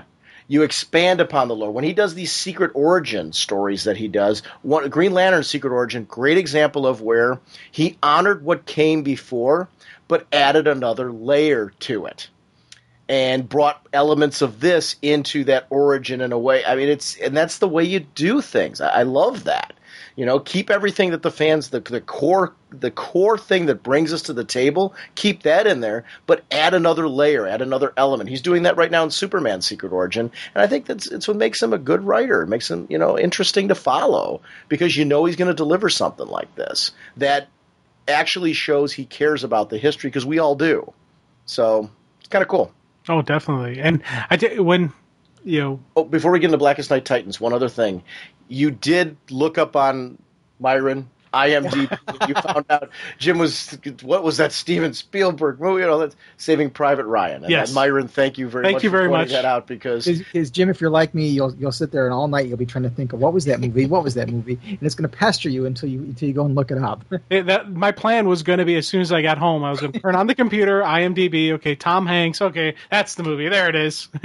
This is funny. So anyway, Blackest Night Titans. Oh my God. I tell you, this is another one. This is one when I first saw Titans, the first thought that did pop in my head was Beast Boy and Terra, which we're getting some really cool stories behind that and the nice play out of what's going on with that. But this whole Donna Troy stuff, I really didn't see that coming because my history with Donna isn't that heavy in that time period when she had her family, she had her kid and lost I read all this. And to see that brought back in, I'm like, God. Oh, this is so good. And I tell you, another one, I didn't have that strong history with that, but I ate that story, this whole story, as it's played out. Rocks. Oh, my God. I really like J.T. Cruel because he gets these characters. Yes. Really did a great job with this one, and it was emotionally... I got an emotional response from reading this stuff. And you didn't even know these characters. Yeah. And I got the past of them, the present, and it pulled me in. Just the way the story laid out, I was like, oh, poor Donna. I felt bad for her, and I was just like, there was an emotional reaction to a scene later on in this issue, and you guys can probably guess which one it was. That it to be honest, it did kind of shock me that I had a reaction to it because I do have a bit of a sick sense of humor, and normally something like that I maybe would chuckle at. I felt so terrible for her that I'm like, I put it down. I said, "Whoa, I can't believe it." Well, it's when Donna crushes her baby's skull. Yeah, because we're going to talk about it right now anyway. I'm like, why are we dancing around this? I had to put the issue down, and I was just like, "Whoa!" And that really was one of those. I loved the scene. I loved how they did it, where they didn't show the exploding blood splatter, but you could tell exactly what she did. And the dead baby's going, "Mommy, Mommy," and as she cries, you see the tear running down. I was like, "Oh my God, Donna! Wow, that's tough love." Oh. Thank you. I couldn't laugh at that one. Now I can. Thank you. Yeah. I can. It's tough love. It's a zombie baby. I can laugh at zombie babies. See, normally I could too, but for some reason that sequence just... I'm not laughing at what Donna's going through. I'm laughing at the zombie baby. Yeah. It's one of those... That becomes a character-defining moment for her. Mm-hmm. I think in every scene we've seen throughout this overall event, that's probably the most emotional scene out of all of them. I came into this miniseries not really having any history with the Titans at all, so I was really expecting this to be kind of my least favorite of the first three. It ended up being my most favorite of the three that came out. And I learned enough about the characters through the story that I didn't need to know all that back history, like we were talking about earlier. But that moment for her, you could see where she had the willpower to do what she had to do, and then that willpower just crumbles when she realizes it's done. I got to agree with you. This one, overall, I enjoyed the other ones a great deal. And the one thing with the Batman one, it was a very solid story. The artwork totally shocked me because I didn't know the artist, and I was like, wow, this is really awesome art. But as far as whole package, this one was my favorite one, too. I think that's not taking anything away from the other two, but this one, I think this one just it was more emotionally charging. I think these characters went through a lot more. And I think for me, because I read especially all of these stories, but you guys, I take it back. You know what? You guys didn't, Myron, I'm guessing you didn't read, right? You said this was your exposure to Titans was through a lot of this, right? Yes. Yeah, I don't read the Titans. Okay, so, I mean, this is a great example. I take it back. I was just going to say, well, you know, it's not because of my connection to it. It's really just because it's good storytelling. This is another one of those well-crafted stories that leaves us with mysteries and clues. Sure. And you know, I found it easier to relate to Donna because you can put yourself in the place of a parent and have this happen to you. I don't know Garth and Tara's history. You know, I understand a little bit through reading this, but I found that Donna's scene for me made the whole event in this miniseries. Yeah, because she had this family. And it was something that was a part of the Titans' history. And, you know, they went through this severe problem, which affected her for years. And, well, basically, Garth and Tara's story, we did it on the show ages ago. Yeah. Judas Contract. Tara was a new member of Titans who basically turned out to be I don't want to say a sleeper agent, but she turned out to be a mole. She was a mole. She was a double agent. Yeah. And she was a bad guy pretending to be good, and she was an agent of Deathstroke. So he basically put her in there for the purpose of bringing down the Titans, and she ended up dying because of that. And Gar always just held it in her. You know, he initially was saying how she was used, mind control. There's good in her. She was a good person. You know, and he's blocking basically the truth that everybody knows, but no one's going to really throw it in his face. So with this Titans story, he really comes in conflict with that. And I love just seeing him go through the rationale and just the understanding, and even his admitting later on, hey, I'm not stupid. I know what she was, but he still loves her. He's still, this is still Tara. And there was a definite tug at the heartstrings, man. The picnic sequence for me is so calm. And peaceful. And it's everything that Donna probably ever dreamed of. And just the wonderfully good times with her husband and her kid, and it just all goes horribly wrong in a heartbeat. And that was just really just like, wow, just unloading just you think about it, you have all these great memories in your life. And what if someone were just to take a dump on all of them and just twist everything that you thought was wonderful and just, perfect and make it this darkness, but not only make it this darkness, blame you for it. You cheated death, but they paid the price. I love that whole play on the emotions, trying to get that emotional response from her. And such a heavy, traumatic emotional response, something that is going to resonate with you forever and is going to alter your perception of it. Because your memories, you figure, are going to be, she already had the tragedy of their death to deal with, but otherwise her memories of them were rich and fond. And now all of a sudden she has this horrific event that has now been added onto their death as something else that is going to be in her face that is going to forever alter her perception of that life. Yeah. It's not just etched in her memory, it's now like completely carved into her memory. Yeah. It's replaced the good times. It's, it's poisoned everything. And I just that throughout that sequence, she's hurt, she's bad, she's banged up pretty bad, and she's like, Bart, get my costume. I can't fight in this. And it's the hero knuckling up. It's the Amazon code.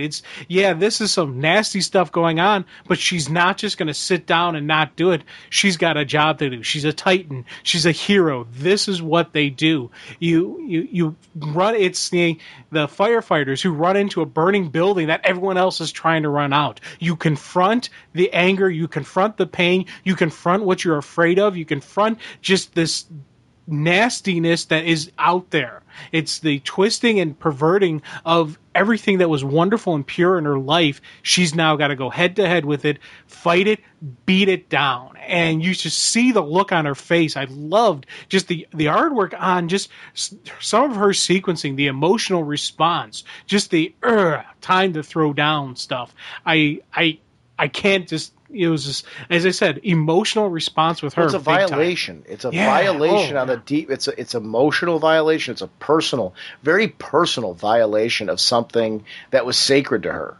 And those memories, it's interesting to see this reaction on this level. And you're right, the bite to her face and everything has got to be just adding further to that for her. She's great in this. Oh God, yeah. And you can't even, I'm not even going to take away from Gar, from Beast Boy, as Tara is just weaning on him and just, you're my little puppy dog, you're my little lap dog. That's where you always like to be. And he's like, I'm not your puppy dog. Zhunk, and he fights back even. Granted, we know there's still the conflict. I love the fact that this wasn't just the end of Beast Boy's conflict. It's going to periodically keep coming back because of those emotional ties he has to Tara, but he is able to lash out. He is able to strike out because two of his friends are under control. He knows, I have to help my team.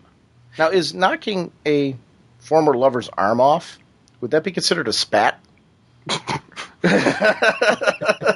That's a little disagreement. Yeah, that would be. You could recover from that, right? Oh yeah, Hey, I've had exes throw things at me, so I think you can recover from anything. If they draw blood, that means they love me. Well, that's not really blood spurting out of her. Oh yeah, true. That's kind of like I don't know, tar. Yeah, it's that other form of goo. The gook that is the creation of the Black Lantern. Goo. Yeah. Now, and that thing I also with when Vic and Starfire get back into the fight sequence, and it's an immediate, once again, it's that same type of what we were talking about when we were talking the Blackest Night miniseries, where it's that constant action going on, and it's that same chaotic style of battle going on, which is something I really liked about.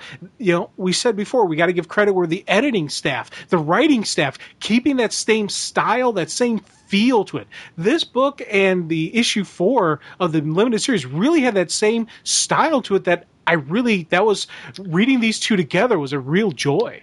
Actually, the comparison's really good too, because I love in issue 4, one of the things that I really liked is the emotional moments we get with these characters where we get to know them, because their disbelief when they first come out of it, we got Vic saying, I'm back to what I have to call normal, the steel, the machinery, that circuitry buzzing in my brain. You get to see that even though he has come to terms with this, these Black Lanterns have violated that for him as well. There is, that moment of discomfort again. And then Corey, who's trying to come to terms, and we've seen this in, for anybody reading Titans, you've seen that Corey's trying to come to terms with that relationship with Dick Grayson. There's still emotional feelings there for her, but he's moved on. And how hard is that for her to be the one kind of left behind in that whole thing when she laid her heart out on the table? And that, those are just really hard moments for her to see her coming back and saying, okay, all this was an illusion. They're playing with my head. Those moments I really like because you get to know a little bit about these characters, similar to what we were talking about in Blackest Night number 4, where you could be reading this and it's kind of a Titans primer. Yeah, it's a great intro to who the characters are if you haven't read them before. And it's, definitely, we said it earlier, but we got to say it again. Just, I love the way he wrote he wrote the Titans in this, throughout this entire little, this 3-issue series. This was a really solid interpretation of who these characters are. And that was, I like seeing when it's my Titans I'm reading, and these are in my, it's funny because technically these really aren't my original Titans. My original Titans, are the Jeff Johns revamp, but these are still, I can still see the comparison to them. The, tie-ins to the old school, the Judas Contract Titans that I read that story, and it just, you see these characters are those same people, and that was something that was like, okay, yeah, this is a nice, meshing. But these are members of that group. Right, yeah. Because you have Cyborg and Starfire and Beast Boy who were part of that group. Right, so. That were they were members that you particularly enjoyed, so there is that link for you.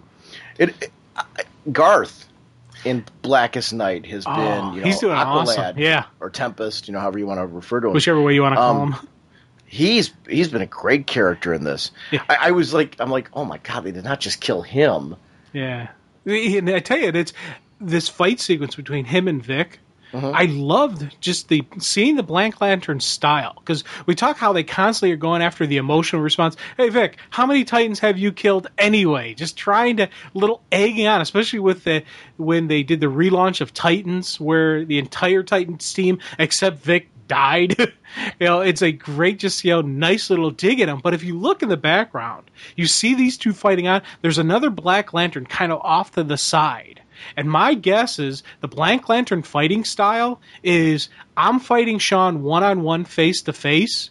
I get the emotional response, and someone attacks from behind where you're not defecting, and that's when they take out the heart. Because that's also Aqua Girl hanging with him. Right.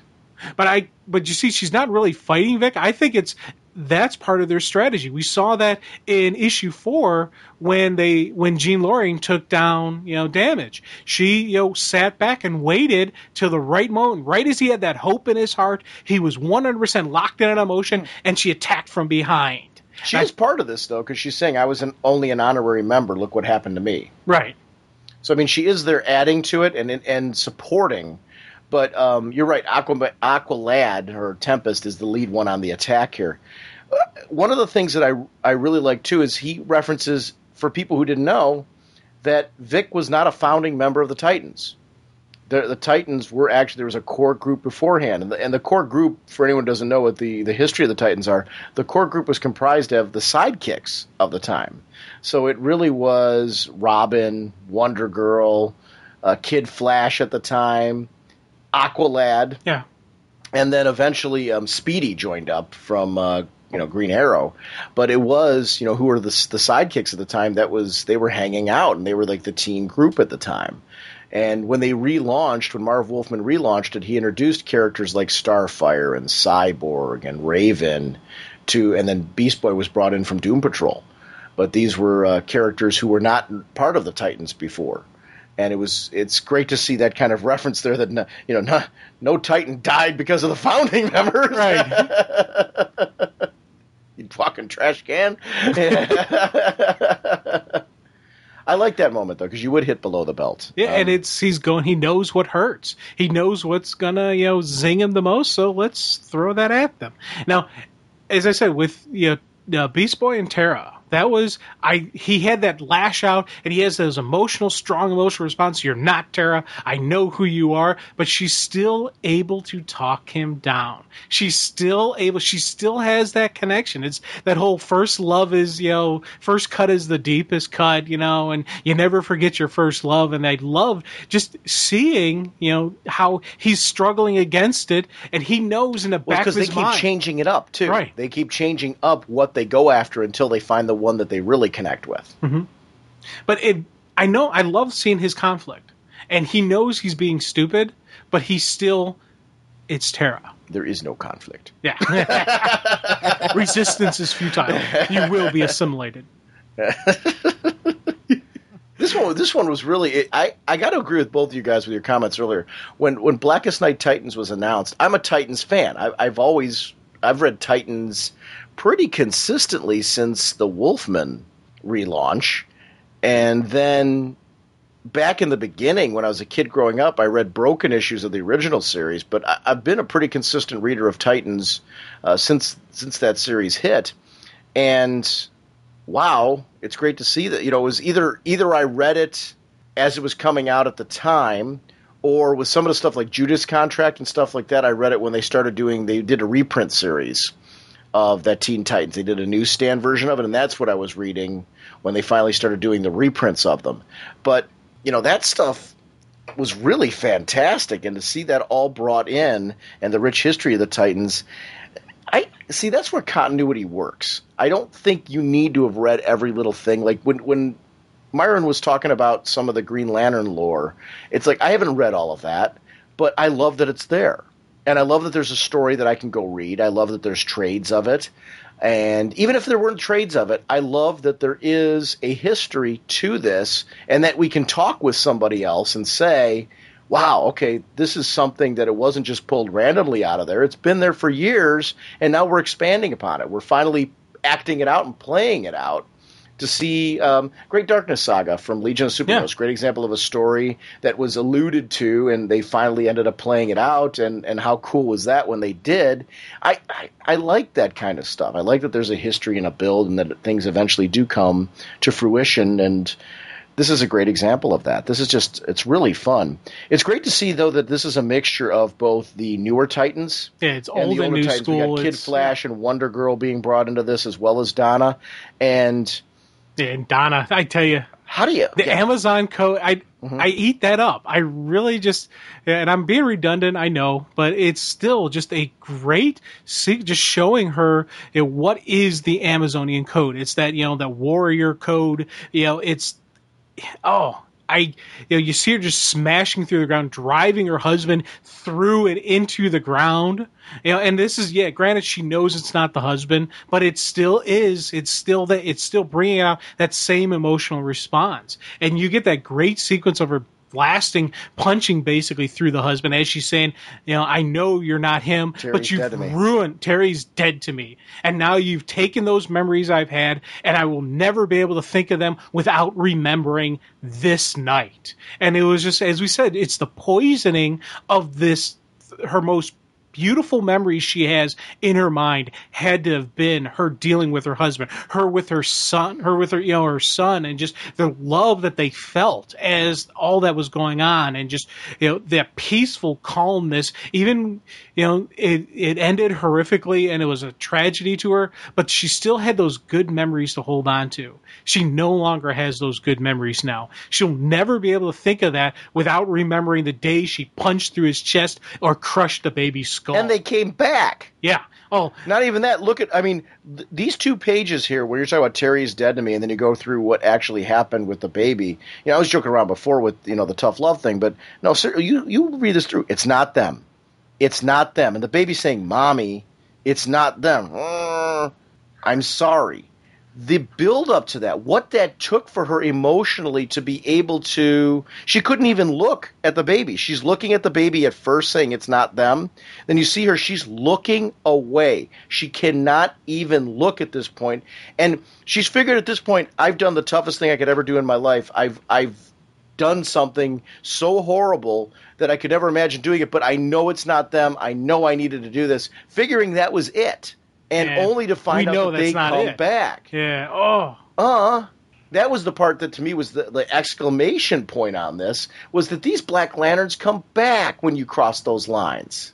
And that was something that it entered my mind after reading that, and after I put down the book, and I was like, whoa, and I'm like, oh my God, they're going to come back.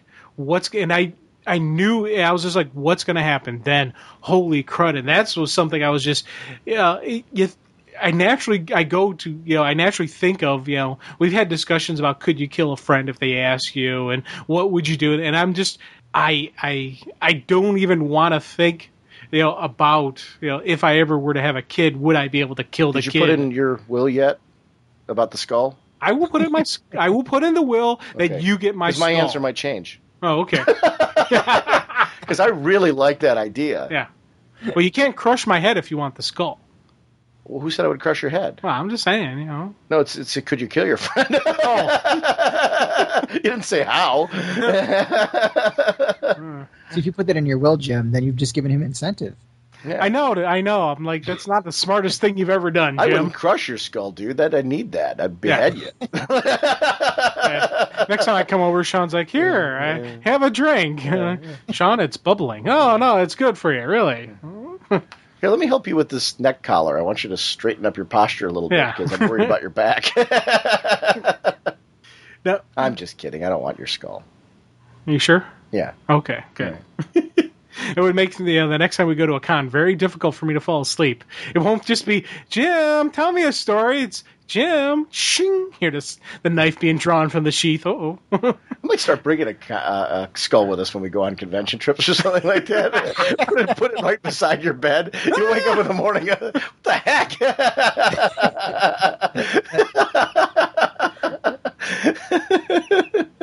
This could be you. This is a great series, though. I love Dove. because it makes so much sense to take a character like this with her history of order. And when they're talking about bringing order to the universe, these Black Lanterns, that's supposedly their MO. And I do believe that that's really what they're trying to do. They think they're doing that in their own way. You know, their concept of order is different than ours, but it would make sense that a character who's at peace or who is an agent of order would be something that they wouldn't be able to connect with. It's not only immune to them, but has this power over them. And that's, kind of it. And I like seeing that we get that Dove is, she has this connection to a higher power. There's another plane out there that is able to not only resist them, but fight them massively.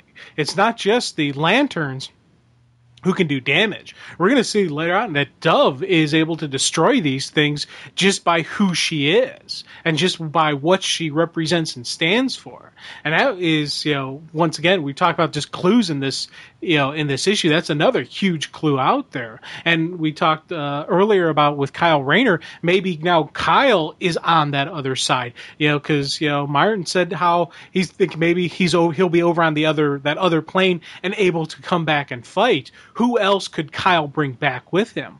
Maybe Kyle can bring back all these heroes who have, had their hearts ripped out and bring them back in this form that can fight that could fight the... who else is trapped in the way station? Right. What if there's other heroes in the way station that have been held there? We see these spirits, these souls, these essence of these heroes that have been...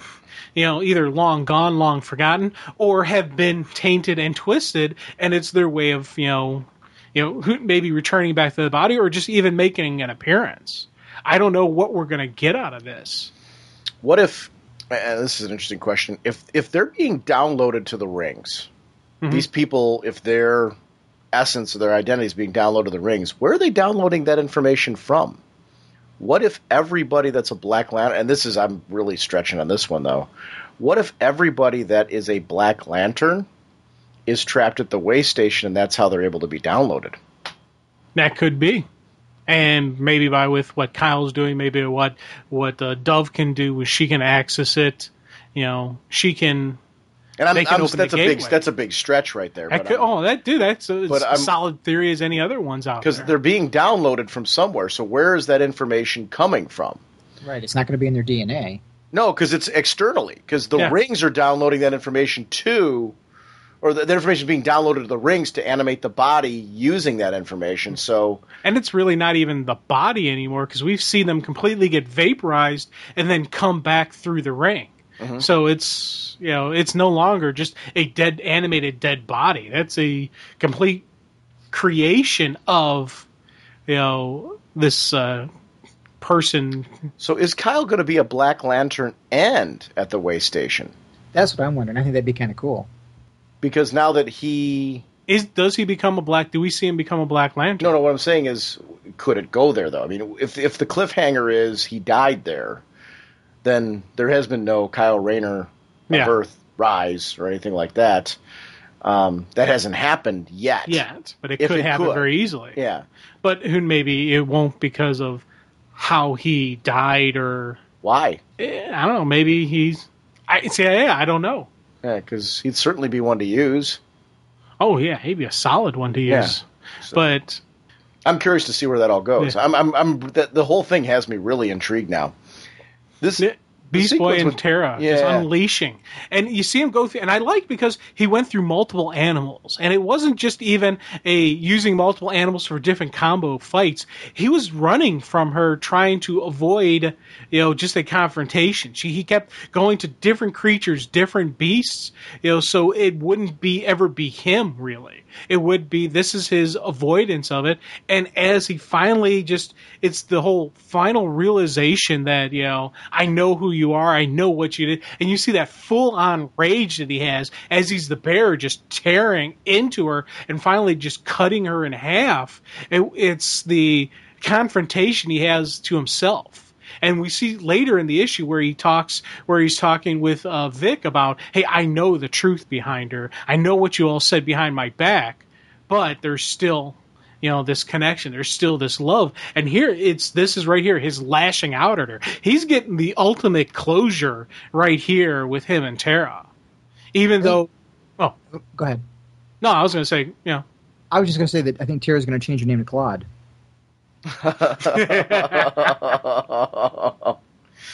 That's funny. I love this bit that she really digs it to him, though, because he's venting out and this rage is building and building in him. And that's the great thing about the Black Lanterns. Just when you've hit like what you would consider to be the most extreme edge of anger or love or whatever emotion you're going through, they always hit you with a zinger that takes it one step further. Maybe, but it doesn't change the fact that you still love me. I don't care what you know, what you realize, what you believe. No matter what happens, you'll always love me. And it was just the one more turn of the screw on this guy. Oh, yeah. As he rips, the thing. And that's the thing. He rips her in half because of that. It was like, whoa. Yeah, and and he got ripped. Her visual being ripped in half is a physical manifestation of what he just went through internally. Yeah, because she did that to him internally. Oh God, yeah, and I love the artwork. How she's all in the shadows, and it's not really. They didn't really show her facial as she's being ripped in half. It's all more of a solid light, and it's the focus on him. Right. And you see him right there doing the ripping, and right after that we see with Kid Flash dealing with Garth. I was kind of taking it that maybe he was going to go, because right now we got Beast Boy at full on rage, so there's got to be a Black Lantern thinking, I can get him now. Now's the time to harvest that heart. But Bart's running through, and this is where we had that little clue. I said there was a connection possibly to the Flashes, because Garth is getting kind of digging into him, but he also says he would still be dead if he had not wanted him back. So it's kind of implying that Necron wanted the speedsters back, that Necron had some connection to wanting, and I'm thinking dealing with him, Wally, and Barry wanting all the speedsters, wanting all the Flashes back. Maybe there is some other connection with the whether it's a Speed Force, whether it's that the other version of the Speed Force that's out there. I don't know what it could be. Well, the returning heroes provided this instability, right? Mm-hmm. The nature of the revolving door in the DC universe provided part of this instability that allowed for this. Isn't that part of this? Yeah, I think so. That things are kind of in flux because of the fact that so many... this couldn't happen on our world, but this is happening on theirs because of that. If that's the way I'm reading this, at least. So this Blackest Night is partially made possible because of... It's sponsored by Heroes Returning. Heroes Returning, disturbing your universe. Where dead is not dead.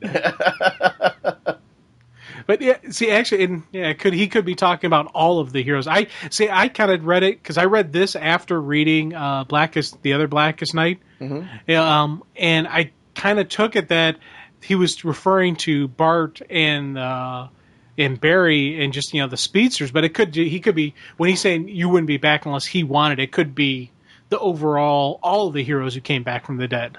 Yeah. So okay, it could be that. I don't know. I initially took it that he was referring to the speedsters, but maybe not. No, I'm taking it as all these returning people, the ones that are being targeted, right? Like your Donna Troy and Bart and Barry and Superman, and Connor Kent and things like that. I think these are all characters that are being singled out for. I don't know. Maybe I'm wrong. I don't know, but it's fun to kind of watch this. Cassie. Yeah. And what they did with now this is before. Is that how you're taking it? Before she realizes that Connor's back, right? They haven't had the meeting that they've had. I don't know. Because wouldn't he be here? Connor is just in running Superman. concurrently with Superman. This is all happening on the same night. Right. All of the Blackest Night events happen on that very same night. This is only one night, so Connor is busy in Smallville dealing with that issue. So she already knows he's back. Yeah, she already knows he's back. They've already had their little tete-a-tete, but still, it is, having, Robin, having, Tim pull one way, Connor pull the other way is a nice little, tug of war at the heartstrings, trying to get a response out of her. But Donna's baby needs a timeout. Yeah, bad baby. Yeah. I liked how it's funny because when Dove shows up and, kind of like, yes, it is arriving for the cavalry and another gun showing up, like, oh, cool, we need more help. But when Dove shows up, she brings 2 more Black Lanterns with her. She brings the 2 dead Hawks. So, like, it continues on with my theme that no matter how bad things get, it's going to get worse. But it's... that's one of the cool, as I keep saying this was such a strong tie-in for me to the main Green Lantern mini because of little kind of like continuation themes of that. And it's that same continuation of the horror films where everything just keeps piling on. But this is also the kind of the turning moment of this battle, because this is when Dove gets there. This is when we start seeing that Dove has something that everybody else doesn't. There's something different about it. Now, we knew about that before when the rings first started landing and the original Don didn't come back because he was at peace. But we're now seeing it's playing out more and more, giving us that another final piece of the puzzle. Well, piece, but an additional mystery as to why is she able to do it? Well, what the cool thing is, too, I love the visual of them all stopping what they're doing. Like, they were all in the midst of various different tasks. They all stop, and they're looking at her. Everything else no longer matters. Right. It's just beautifully rendered here. Just that shot of every single one of them coming after Dove. You talked about horror film. I've got to totally agree with you there. I mean, that is terrifying to see all of them with their focus specifically on her. No more games, no more emotional stirring. They are all there for the purpose of ripping her to shreds if they can. Yeah, and I like how the Titans see that, and they recognize, hey, this is one of our own. They're going, why are they focusing on her? She's a threat to them. They recognize that she's got a power against them. And that was just a cool sequencing, beautiful 2-page spread when they start coming at her and just like, fine, you want it? Come after me. I got your power right here. Boom. And just unleashes just that energy. And she doesn't even really know how she's doing it. And she still really to this point doesn't know exactly how, even after the issue's done, because it wasn't just her doing it. It was the original Dove, lending a hand from wherever he is. And it's probably their connection with their powers, because their powers are interconnected from the same source. Right. So it's that connection of her being it's this agent of order, this power.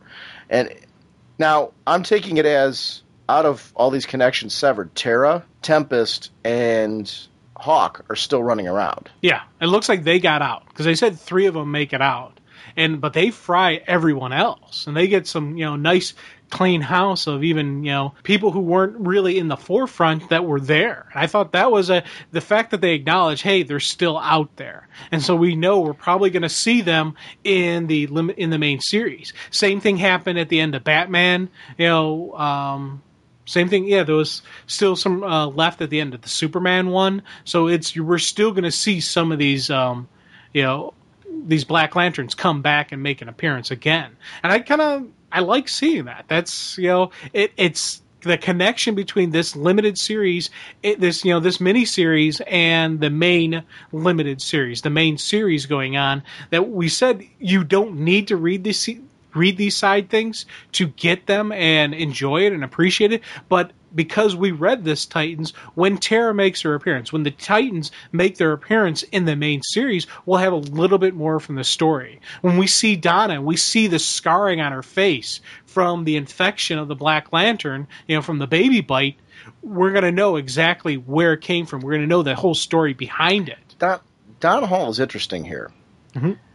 Hank never had an easy time of it, neither did Holly. Don, but we loved them anyway. You can save him. Just like me, you never gave up on him. Please don't give up on him now. Interesting there. That's one of the reasons why I'm thinking there are people on both sides of the fence. Now, remember, his heart wasn't taken.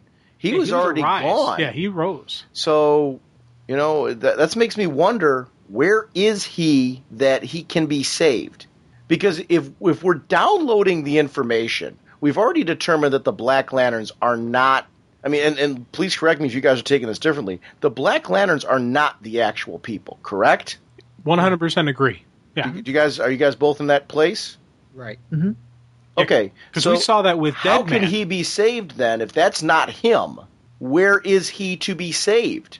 Or how is he to be saved? The more you're talking and the more we're talking about this stuff, I'm liking this limbo world, or where it's the because I'm liking the fact that there's that way station out there, and thinking that these bodies are there. The more you're talking, I'm thinking about past issues and others. It makes sense that there's this limbo out there that we're getting the info from, and that we're seeing this. So maybe there is a way to bring people back. We may get our Hawks back, dude. Oh, now there are Hawks. Hey, I admit I'm a Hawkamaniac. I admit I'm a Hawkamaniac. You're a fair weather Hawkamaniac. I'm there through the thick and thin. Tweet and everything. I still don't like tweet. Fair weather Hawk fan. But I'm curious to see what's going on here, though. That's been like kind of this to me, this mystery of this whole thing. I don't care. It's funny when I speculate about a comic and like I throw out stuff like this. I don't care if I'm right or wrong. That's the point of it. Is it's fun to throw ideas out, see what sticks. If I'm wrong about everything, I don't care. I care enough about this series that I actually care about thinking what might happen. Like, so, there's a lot of stories where I'll read a comic, and I just enjoyed reading the issue. I don't think a whole lot about it after I'm done with it. I put it down, and it was a fun read. It was an enjoyable, entertaining read, but it's not one of those films like this, too. I'll go to see an entertaining diversion of a film. I enjoyed it. It was well worth my money, but I don't think about it much beyond the experience. But films where you really start getting into the character's head, thinking about the things that didn't happen on screen, are the ones where I'm like, wow, that was a big, really epic film that, on any level, whether it's a comedy or a drama or whatever, a sci-fi movie, any of those, genres of film, you think about it beyond what actually happened on the screen. It shows that it really resonated with you. And this is really resonating with me, that I'm thinking about it beyond right or wrong. Yeah. Now, one of the things I thought about with the speech that Don gave, he's talking, it wasn't just love for them. It was love and kind of like a compassion. And if you think about how the rings, how the Indigo said, it's not just one ring that can destroy me, it's the combination of the rings. Mm-hmm. So maybe it was the combination of the emotions at the same level. You have a pure love, you have a pure compassion, at the same time. Normally when the Black Lanterns look at a person, they see the color spectrum running through them. Well, what if you saw a person who had willpower throughout all of them, but overlaid on that willpower was hope? And it was that equal emotion draw. I'm wondering if that hero would have power over the Black Lanterns then. See, I look at it as, like Dove's white aura represented the fact that none of the emotions were dominant. So I almost think that, when you get all the different rings together, you're going to get a white light because they're all going to be equal. So I think, like you said, with the auras, order. Yeah, order. Order is the equalization of all the emotions, and that's why I think Dove is similar and effective, because her power comes from the same place that all the different colors of the emotional spectrum come from, and it's a combination of all those colors equally balanced that is going to be the undoing of the Black Lanterns. Which is why we need to bring all of the colors together. Yeah. And one of the questions that that's always been thrown out to Jeff Johns at any of the cons has been, are we going to see a White Lantern? We have the Black Lanterns, and they kind of dance around that subject. What if we're seeing our White Lantern right there? Right. It's the agents of order who have this, I I guess that's part of the reason why I wonder if Phantom Stranger isn't linked to that, because you don't really see an uneven emotional resonance from him either. Yeah. You see a certain balance to him as well. So I can't help but wonder if Phantom Stranger isn't tied into Dove on some level with relation to this. I don't know. I'm curious. I know he's been referenced in the Book of the Black, and he is a character that I found it interesting that he was put there. Mm-hmm. But that whole Dove sequence for me, I'm like, wow, that made this must read. I mean, it was already a great story because of the way this affected the Titans, but the clues there. Yeah, I thought that was kind of the biggest clue so far. So it was kind of surprising to see that shown in one of the minis that isn't really tied into the event, because they were saying you didn't need to buy every mini to get everything. So obviously that's going to come to play somewhere else down the road. But I just thought it was really a big clue to drop here. But I think that's cool too, because I do think I'm not against. When you talk about, do you have to read the tie-ins? Well, no, but you also, if you do read the tie-ins, you should feel like you got something out of it. Wow. And it might be because you read Blackest Night Titans, you're now clued in on something that people who are reading the main mini are going to find out later. So we've got our chance to start thinking about things. So I think that's the interesting thing, and I appreciate when writers do that. They're saying, hey, you know what? You don't have to have read this. We're going to clue you in on this later. But for those of you that did, haha, surprise. Here's the nugget that everybody else isn't going to get, Yeah. And that to me is interesting. Do you think Donna Troy can get that stuff off her face with, like, Tiger Balm or something like that? I don't know. Well, I like her plan. She's like, she wants Dove right by her side, and Dove's like, I can take care of myself. I'm like, no, this isn't about protecting you. This is about, if I turn fully, you're to take me down. Yeah. And I love that scene. That it just continues on with just my love affair for Donna Troy right here. Because just seeing the way this character, what she's gone through with this, I am really in the Donna Troy fan club right now.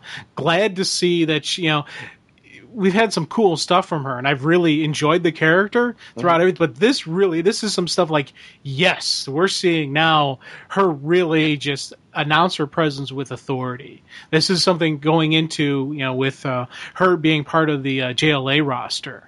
Really, it's now not just the New Titans issue episode, title, because there's a lot of the original Titans in there. It's now JLA. We're seeing why she's in the JLA. And that was just a cool sequence with the ending there, where she is now seeing in the color spectrum like the Black Lanterns. Because her one eye has the Black Lantern symbol, and when she looks at her friends, she can see the color spectrum of them.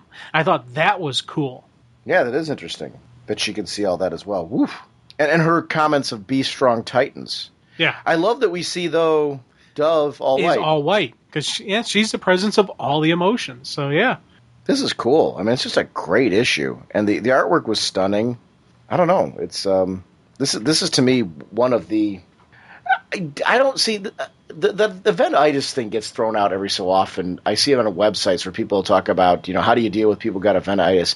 I think eventitis only comes from the fact that if you're not enjoying the event, and you feel like you're buying a whole bunch of titles that you don't want to buy, and I think the way that they're crafting this is the way to avoid eventitis, and in the sense that you can read just the mini and get a story out of it and feel it's complete, but also I love that while this is going on, my personal thing is, this is going on, but there's a major story going on in the Bat books right now.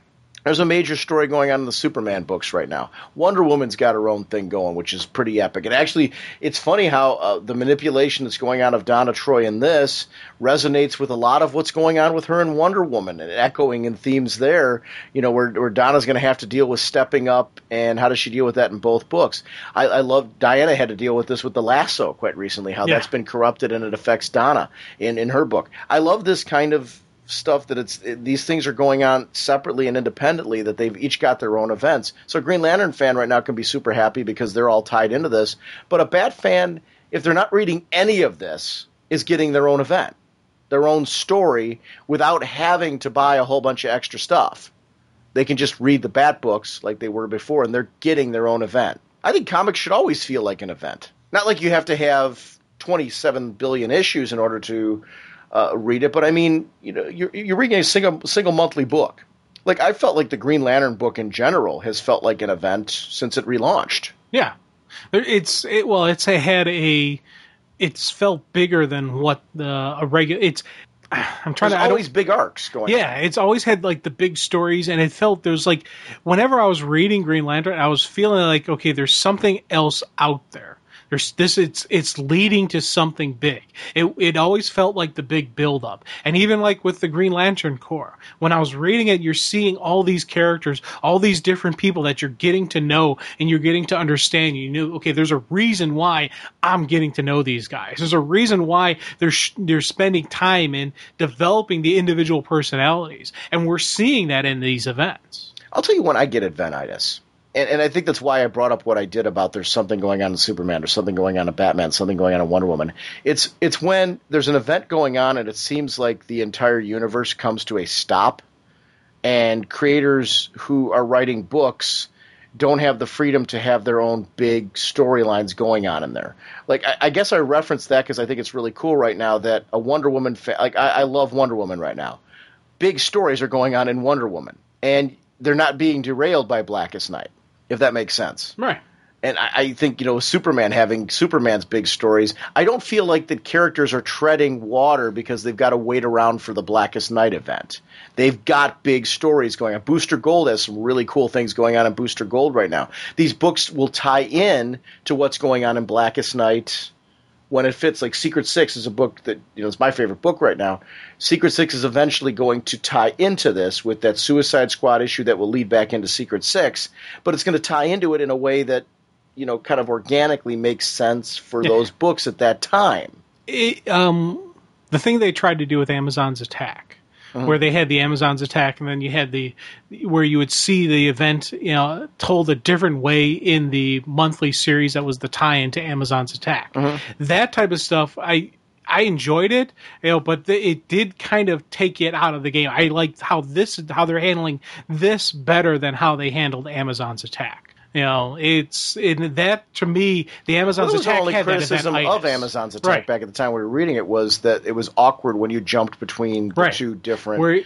The miniseries, we were enjoying how it was presented there, but there was times where the same scene would be shown in two different books, and it was presented very differently in tone and appearance, and that becomes then very awkward. Yeah, but that isn't the state. None of this feels awkward. Right, yeah. And like some of the stuff with Final Crisis where we enjoyed reading it. It was I liked Final Crisis, but you read Death of the New Gods and the ending got changed, got twisted around in Final Crisis. You read the countdown to that wasn't really Final.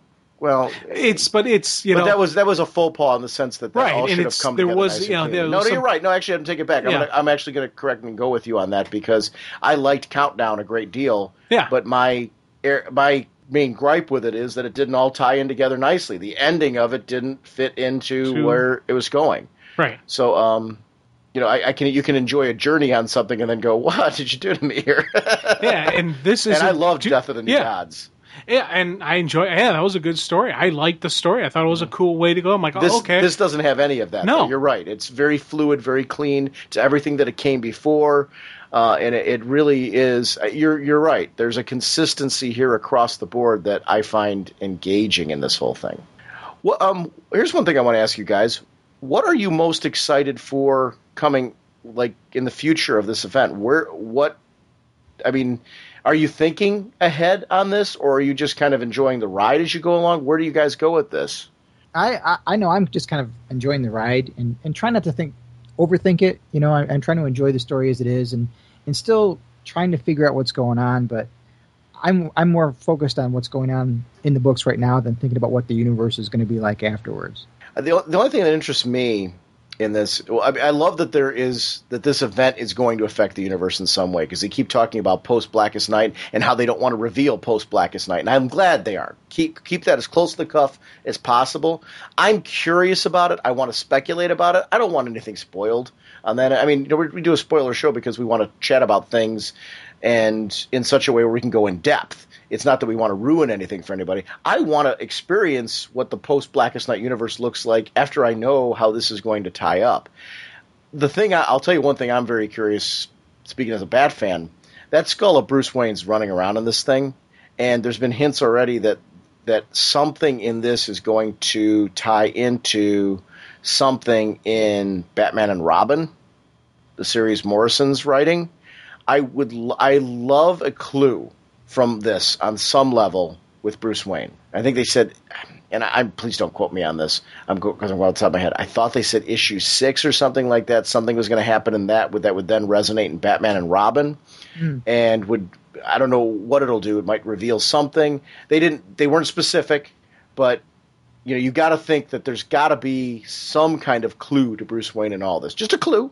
Yeah, and you got to expect that Batman, Bruce Wayne as Batman is going to be back before this big event occurs next year. I think it is with the anniversary of DC Comics. I think it's the 75th anniversary or the 70th anniversary, and there's some big story event coming for that, and you got to think that Bruce is going to be back for that. Well, next summer is the 2 Morrison miniseries involving Bruce Wayne, The Search for Bruce Wayne. Oh, cool. There's 2 miniseries. The one is, I think it's The Search for Bruce Wayne. It's something like that. And then there's another one following afterwards. So next summer, I think, is going to be the kickoff of Bruce's ultimate return as far as whatever that looks like, which would fit what you're saying about it being part of this 75th anniversary, because that would be post Blackest Night that all of this starts kicking off. So he, on some level, I am curious and I'm loving so much what they're doing right now. Please take it. I love that there is a big plan. Yeah, and I'm just sitting back. I'm enjoying this ride. I am too. I am looking forward to seeing what is going to happen to the Green Lantern Corps. I really want to see the multicolor corps happen. I like this idea of a kind of a United Nations type of all of the Guardians, one representing each different color. I do wonder how they're going to do orange, though, because there is only one. There's only mine. That's all you need. But if you is he going to be his own Guardian then? So what happens with the Orange Guardian, or is there going to be an Orange Corps starting up? Or if it just remains like how it is, the constructs. Yeah. So the Guardian would be a construct? I don't know. That's what I'm wondering. And if we have new Guardians, what happens to the old Guardians? And it's going to be very interesting. Yeah, I was thinking what would happen is the Guardians accept the fact that they have to achieve emotional response. Because we've already seen Ganthet is blue. So Ganthet becomes the blue Guardian. And I don't know any of the other names, maybe, so-and-so and so. They each, embrace the emotional spectrum. And because of that, it gives us that, uneasy alliance and or whatnot. I personally think that they would need some form of chairman or some form of speaker to speak on behalf of them all. And I personally vote for Sensei of the Whatnot in his Technicolor Dreamcoat. I could wear my multicolored coat. Yeah. Do you have a multicolored coat? No, but I'm sure I will have one. Someone will find one and put my face on it. Guess what's going to be under the Christmas tree for you? Joseph and his Technicolor Dreamcoat, which is a great, musical, by the way. But I would love to see somebody do it. If anybody is lyrically inclined and wants to do a song parody of Sensei of the Whatnot and the Technicolor Dreamcoat, be a fun one to air. If not, visual images are welcome certainly as well, whether you want to draw or... Myron, I want to thank you for joining us for this part. You're going to be joining us for part 2, which will be next week's episode. But one of the things that I wanted to talk about right now here is the blog of Oa, because it was something I remember you contacted me a while back and said that you wanted to start up a blog, something Green Lantern focused. And one of the things I really loved about talking to you on this episode is I immediately feel from you your passion for not only Green Lantern today, but for the rich history of the Green Lantern universe. And why don't you tell us about the blog of Oa and why you started it and what led you to say, hey, I really want to start talking more often about Green Lantern and really kind of bringing people to what's great about the Green Lantern universe. Well, Green Lantern was really one of the characters I latched onto as a kid. The Green Lantern mythos actually saved my life as a kid. I have a birth defect, and as a result of the birth defect, I've had some near-death incidences. And Green Lantern and the mythos behind that, and the fact that the strength came not from physical prowess but from willpower, was very empowering for me. So I've kind of always had this really deep emotional connection to the whole mythos. And I'd gotten out of comics for a while in the 90s, came back in, and discovered your guys' podcast. And it was really good for me because I don't have a lot of people to talk to about my love of comics in the DC universe. So I wanted to be kind of a bigger part of the Raging Bullets podcast family. But knowing that I was going to start writing a lot of things, I didn't want to create work for you guys to have to post content. So my thought was, well, maybe the best thing for me to do is to start my own blog and link it to you guys. And that way I can update the content and the work becomes my job to keep it updated and going forward.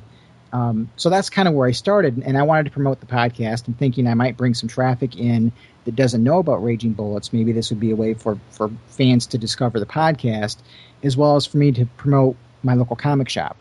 And part of what's come out of this is the Get Your Geek On Radio network. The station manager for that channel lives in the same area as I do. I live in the Finger Lakes area of New York.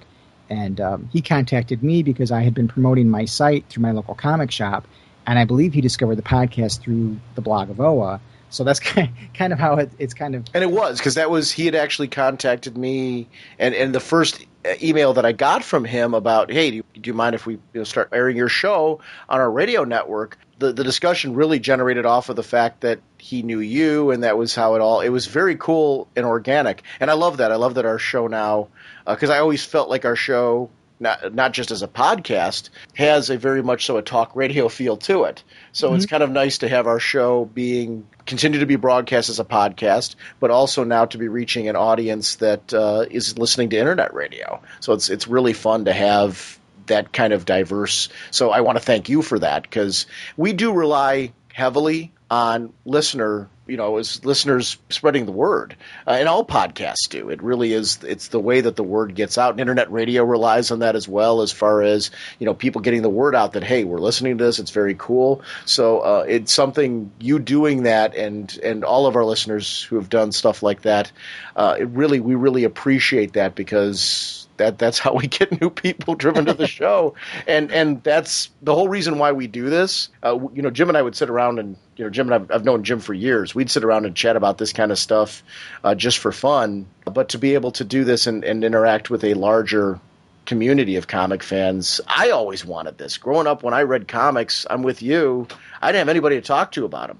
I had a couple of friends who read comics, but it wasn't like, I enjoyed comics to a psycho level. I always reread my comics multiple times. I really loved delving into them. A lot of what we do on the show came from the fact that I've always wanted to really tackle and dissect and dig into them and have these kind of deep discussions about the events that are going on in the book. And to be able to do this now, for me, is just a thrill and a half. But I want to thank you for... And all of our listeners, just kind of a general statement about that. But if anybody hasn't checked out the blog of OA, it's blogofoa.com.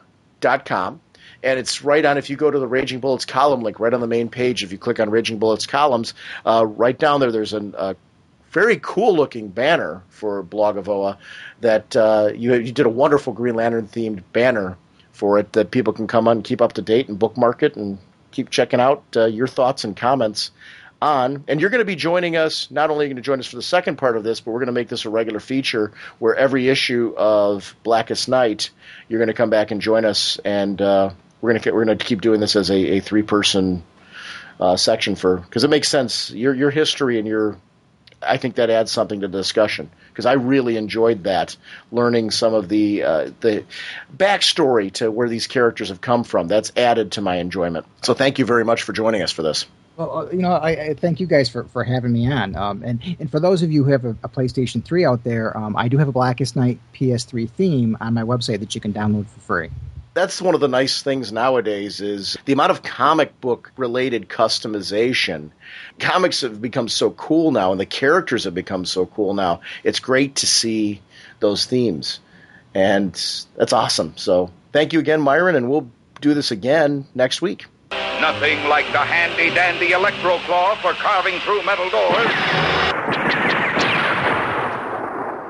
Just a reminder to check out our sponsors for this episode, DCBService.com and InStockTrades.com. Warlord number 10, regularly $2.99.